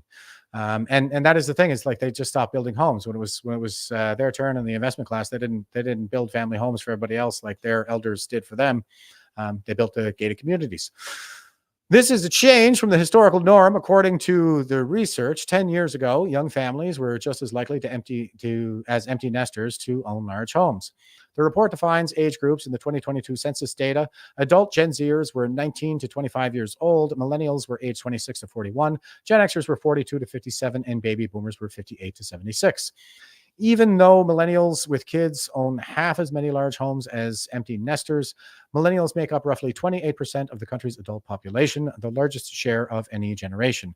With many young people already delaying having children as they work to find stability in their family and career, the well-established milestones of purchasing a home for the family is increasingly out of reach. Those COVID isolation facilities that the boomers built for us? How about maximum security retirement homes? How's that sound? The lock-in effect because of rates is only half of it. Few homeowners of any age want to sell right now. This is crushing inventory of homes for sale and keeping prices high. Even though current homeowners have record high levels of equity in their homes, there is very little incentive to sell. More than 90% of current homeowners with mortgages have rates that are 6% or under, according to ICE Mortgage Technology, a mortgage data firm. With the current average rate for a 30-year fixed loan hovering around 6.6%, nearly all but the most recent homeowners would be taking on a mortgage rate higher than their existing rate if they were to sell and buy another home. While it is surely keeping some boomers in their homes, said Bakari, it is only part of the reason. Quote, half of these baby boomers own their home outright, so the rate lock-in doesn't even apply to them, close quote, he told CNN. Quote, they just aren't downsizing. Even if just one or two people or a couple, they love their big house, close quote. And I showed an article here from Fortune magazine a while ago too that said the baby boomers made they're $14 trillion richer post-pandemic, and they were the richest generation in all of godforsaken human history before the pandemic, but now they're $14 trillion richer. Those stats are from the United States, the Fed, actually. So just to be clear, just in the United States, they're $14 trillion richer. So globally, it's a hell of a lot more than that. For those who own their home outright, the median monthly cost of owning a home, which includes insurance and property taxes, among other costs, is just $612, according to the report. Quote, logically, empty nesters are the most likely group to sell big homes and downsize, close quote, said Bakari. Quote, they no longer have children living at home and don't need as much space. The problem for younger families who wish their parents' generation would list their big homes, boomers don't have much motivation to sell financially or otherwise, close quote. They are the let them eat cake generational archetype, by the way. Boomers have always loved their homes. Older Americans today own a much bigger share of larger homes than they did a decade ago, and young families own a smaller share, but who owns them has changed. 10 years ago, in 2012, empty nesters of the silent generation, who were between the ages of 67 and 84 at the time, took up 16% of homes that were 3-bedroom or larger. That is a smaller share than Gen Xers with kids, who were aged 32 to 47 at the same time, and took up 19% of those large homes. But even then, empty nest baby boomers had the most large homes. I think they mean the largest homes. In 2012, empty nester boomers who were aged 48 to 66 owned and occupied 26.4% of 3-bedroom plus homes in the U.S., comparable to today's share. I think like a lot of this is probably a millennial rightness. This is part of the culture war. That is the culture war. She might be Gen X, but that is the culture war. It's between the boomers and the millennials, and Gen X famously stayed out of it. That's why we're Gen X. It was like, they didn't even have a name for us. We're just, forget about it, you people. Young families take up the smallest share of large homes in coastal areas like California and Florida, where large homes tend to be more expensive. Instead, the Midwest is where millennials own the largest share of larger homes, but there is no city where millennials with kids own more than 18% of large homes. Empty nesters own at least 20% of large homes everywhere in the country, but they take up the smallest share of 3-bedroom plus homes in popular migration destinations, as well as California cities like Riverside, California, with 21.9%, Salt Lake City at 22%, and Austin, Texas at 22.2%. What's ahead? There's some small silver lining in the year ahead. Said Bakari, affordability is expected to improve somewhat in 2024. Yeah, the housing market's going to crash, so buckle up. Mortgage rates are trending down and are expected to come down more as 2024 goes on. That will bring the cost of homeownership lower for young families. As mortgage rates fall, more homeowners will see the gap shrink between their existing mortgage rate and current rates for another home, making selling more palatable. But would-be home buyers waiting for a so-called, quote, silver tsunami, close quote, of older homeowners selling their homes en masse should not hold their breath, said Bakari. Quote, some boomers are ready to downsize into a condo or move somewhere new for retirement, and the mortgage rate lock in effect is starting to ease, close quote, he said. But, quote, there won't be a flood of inventory. There will be a trickle, close quote, he added. And Neil Howe talks a little bit about this in the fourth turning is here as well. He's the one who, forecasted the current crisis would hit us in the year 2020 plus or minus 2 years. And he was right. His theory has been vindicated. He forecasted that all the way back in 1991. And part of what he says is that the boomers will downsize at some point, or like there are a couple of things that are going to happen. They'll probably live more with their kids, and they'll have or their kids will be moving in with them, this kind of thing. But there's a huge collapse that's on its way. I'm thinking probably going to be the year, especially if China makes a move on Taiwan. World War III breaks out. Like, it's going to get rough, guys. It could be the case that that is kind of the boomers' role in the fourth turning as well, is to sort of shelter the other generations with their enormous wealth as we try to weather this economic storm that is coming. So, let's go. Oh, okay. I'm all the way back around here. And Thomas is saying, can't blame it all on the boomers. My mother never owned a home until she was 79. Yeah, I'm talking about a social trend, not a social rule. So it's not a blanket statement. It's a general statement. And social trends, I mean, I believe in social trends. It's what the data would indicate. And it is primarily like it's the white collar class. And that is the boomer generation, because what happens after a fourth turning, the last one being the Second World War, as the GIs came back. And like I said, they built our institutions to new heights and created all these white collar jobs. And so while the boomers were in school, and then when they're graduating, they get to go into all the white collar jobs like the federal bureaucracy and teaching professions, the universities. They become the professors who are the deans right now. So yeah, it's a segment of the boomer population, but it's a strong social trend. Okay, and here's Jordan Peterson, who is one of the great boomers. And yeah, I mean, I often use the Star Wars analogy where, Obi-Wan is the boomer in the original Star Wars. The problem that they're having in Star Wars is that he's the only Jedi of his generation. So here's our Jedi. There's more than one, obviously, but here is our Jedi, Dr. Jordan Peterson, and he says, "And if you think tough men are dangerous, wait until you see what weak men are capable of." Yeah, and that is my read of kind of the whole cycle of history. Strong men bring good times create weak men bring hard times create strong men. So the strong men who brought the good times were the GI generation who, built the civilization that we all enjoy so much. And the generation that's born in the wake of the previous crisis who come up in those good times, they are the weak men. That's the boomer generation. And when they reach peak institutional power in their early elderhood, just prior to retirement, by sheer dent of natural attrition, then they tyrannize and exploit us. And the fourth turning is the big collapse. Like it's an economic term. Like Neil Howe is an economist primarily, but he's also a demographer. And the turnings, like we see the boom and bust, the regular cycle of the market, and that's essentially what it is you get a turning when there's a generational changing of the guard at peak institutional power. And so the investment class, they dump their assets and cash out.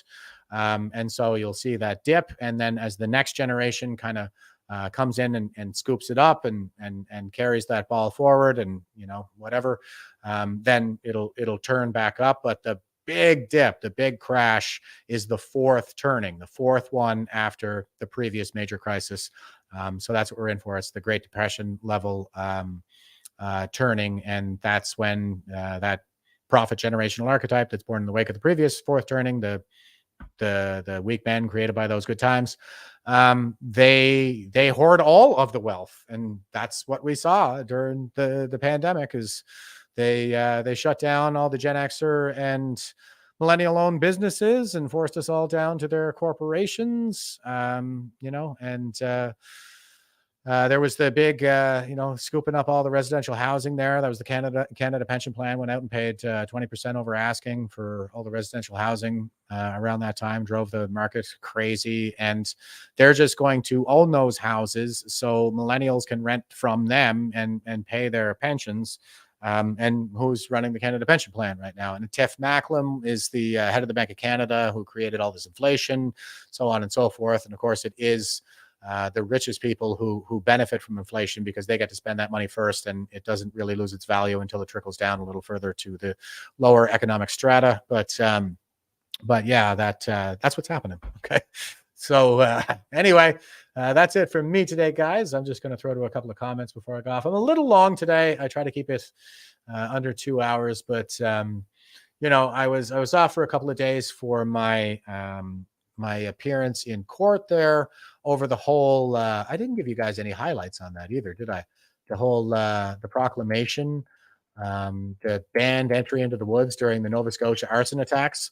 But I will say this, I'll give you a quick highlight before I sign off. There was it's me versus the Attorney General, by the way, and I'm self-represented, and there was this whole question of whether I have standing to bring it forward. And I just learned this as I go, right? But there's a thing such as individual standing, and then there's public interest standing. And I made the cases for both. It's just kind of a shotgun blast to see whatever sticks. And when he was questioning my, what was it? There was the private interest standing.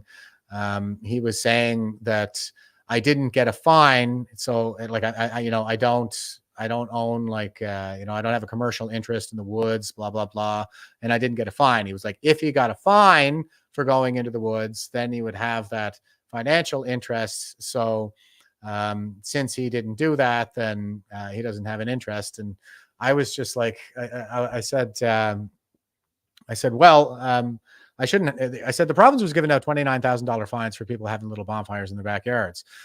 So I shouldn't have to expose myself to that level of risk in order to assure my right to constitutional behavior on the part of my public officials. And that is another kind of thing that I took up this standing of as of right, which is the right to constitutional behavior.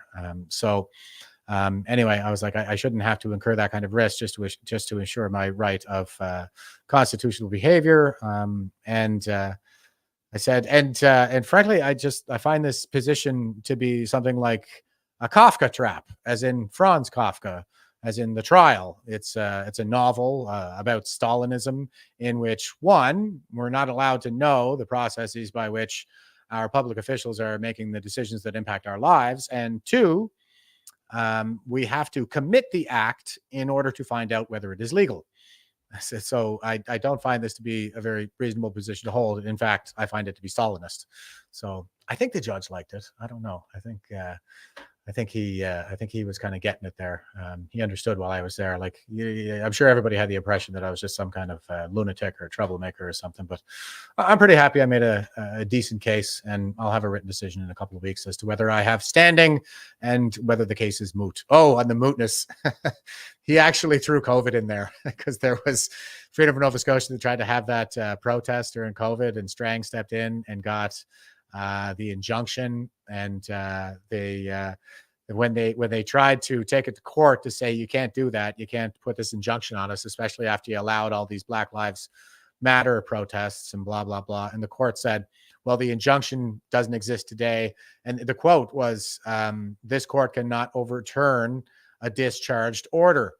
And the attorney general put that in there, saying, that this court wouldn't be able to overturn the proclamation because it's been discharged. And I was like, well, actually, the appeals court, because Freedom Nova Scotia appealed it.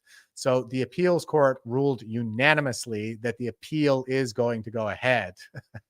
and they even put right in there that Strang had absolutely no evidentiary basis for his decision-making, particularly as it pertained to this idea of outdoor spread. So anyway, I thought it ended up, I turned it right around, and I dove into a whole rant about COVID, but the judge was like, that's not material to what we're here to discuss today. So it's he's like, it's well informed, but it's not material to the question of whether you have standing and mootness. So move on. I was like, yeah, okay. Well, he went there with the COVID stuff. So I went ahead and did my rant. Okay, guys. I guess rant over. I'm at 2:40 now, a little bit over my time, but I'm making up for lost time here because, like I said, I was off for a few days. So Cindy says, thanks, Jeff. As always, hearts stay warm, everyone. Yes, I think I will. I'm going to get my puppy out for a walk here in a little while in the park that my buddy and I went to for this video. We're on our third day of rain. Not a lot of walk in Peter's Field. You couldn't set this place up with a flamethrower, but apparently, because of Tim Houston says, we're not allowed to fuck Tim Houston. Yeah, I have some base friends. Okay, so and Patricia says, great show, Jeff, and she's giving me the hearts. Have a great day, everyone, and don't give up. Freedom. Yeah, don't give up, guys. Just keep fighting. And you know what? I honestly, I feel better. Okay. That's the thing. Like, I feel better just after having engaged in the good fight. So I think that is kind of the ticket. Evelyn says, take care all. And Thomas says, TC Jeff, great show. Yes, thank you, brother, for being with me. And great show. Thanks, says Nicole Archer. Tribute to Canada, giving me the thumbs up. Thank you very much. Marion says, great show, Jeff. And Cora is saying, they actually say that we were making less than the average income during the Depression, and that goods and services are more than they were when adjusted for inflation. So technically, we are in a worse economic state than those living through the Great Depression.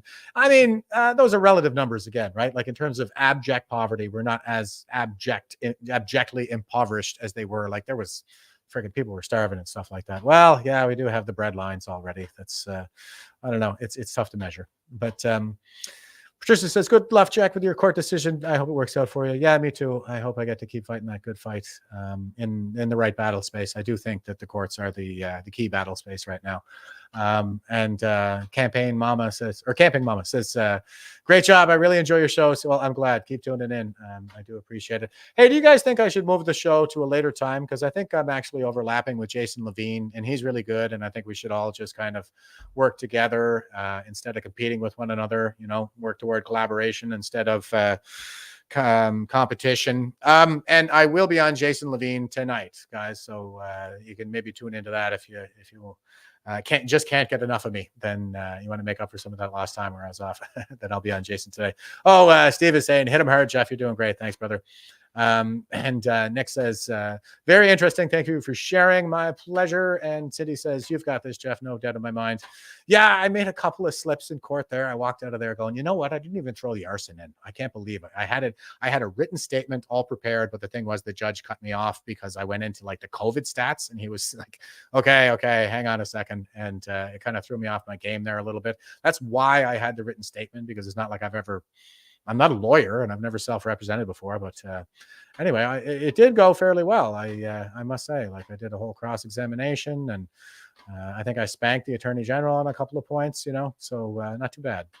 And have a great day, all, says Patricia. Serena says, thank you. Definitely have a good day. Mucklestone here, Ron, says, keep up the good work, Jeff. I will do that. Okay, and I'll throw over to the guys on Rumble. ST Verlauni is saying it would be good to coordinate the show schedules. Yeah, I think so too.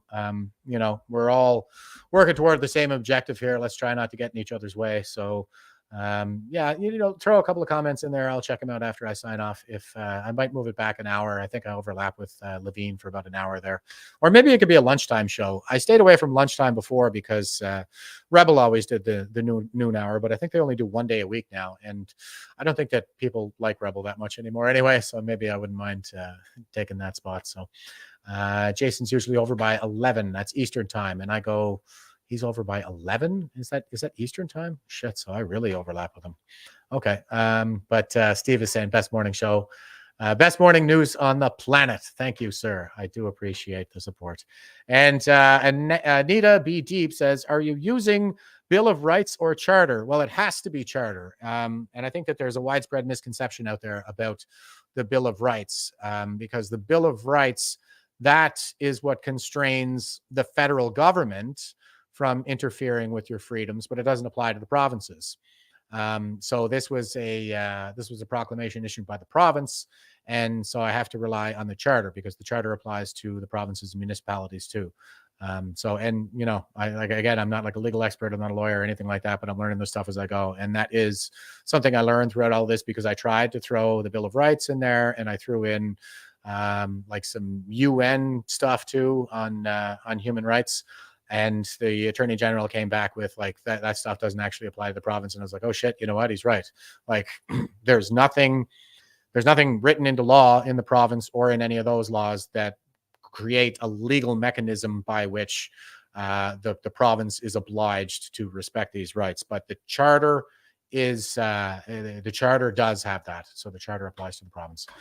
Okay, guys, that's it from me today. And till next time, stay frosty and stay safe out there. Won't you help to sing these songs of freedom? It's all I ever have. Redemption songs.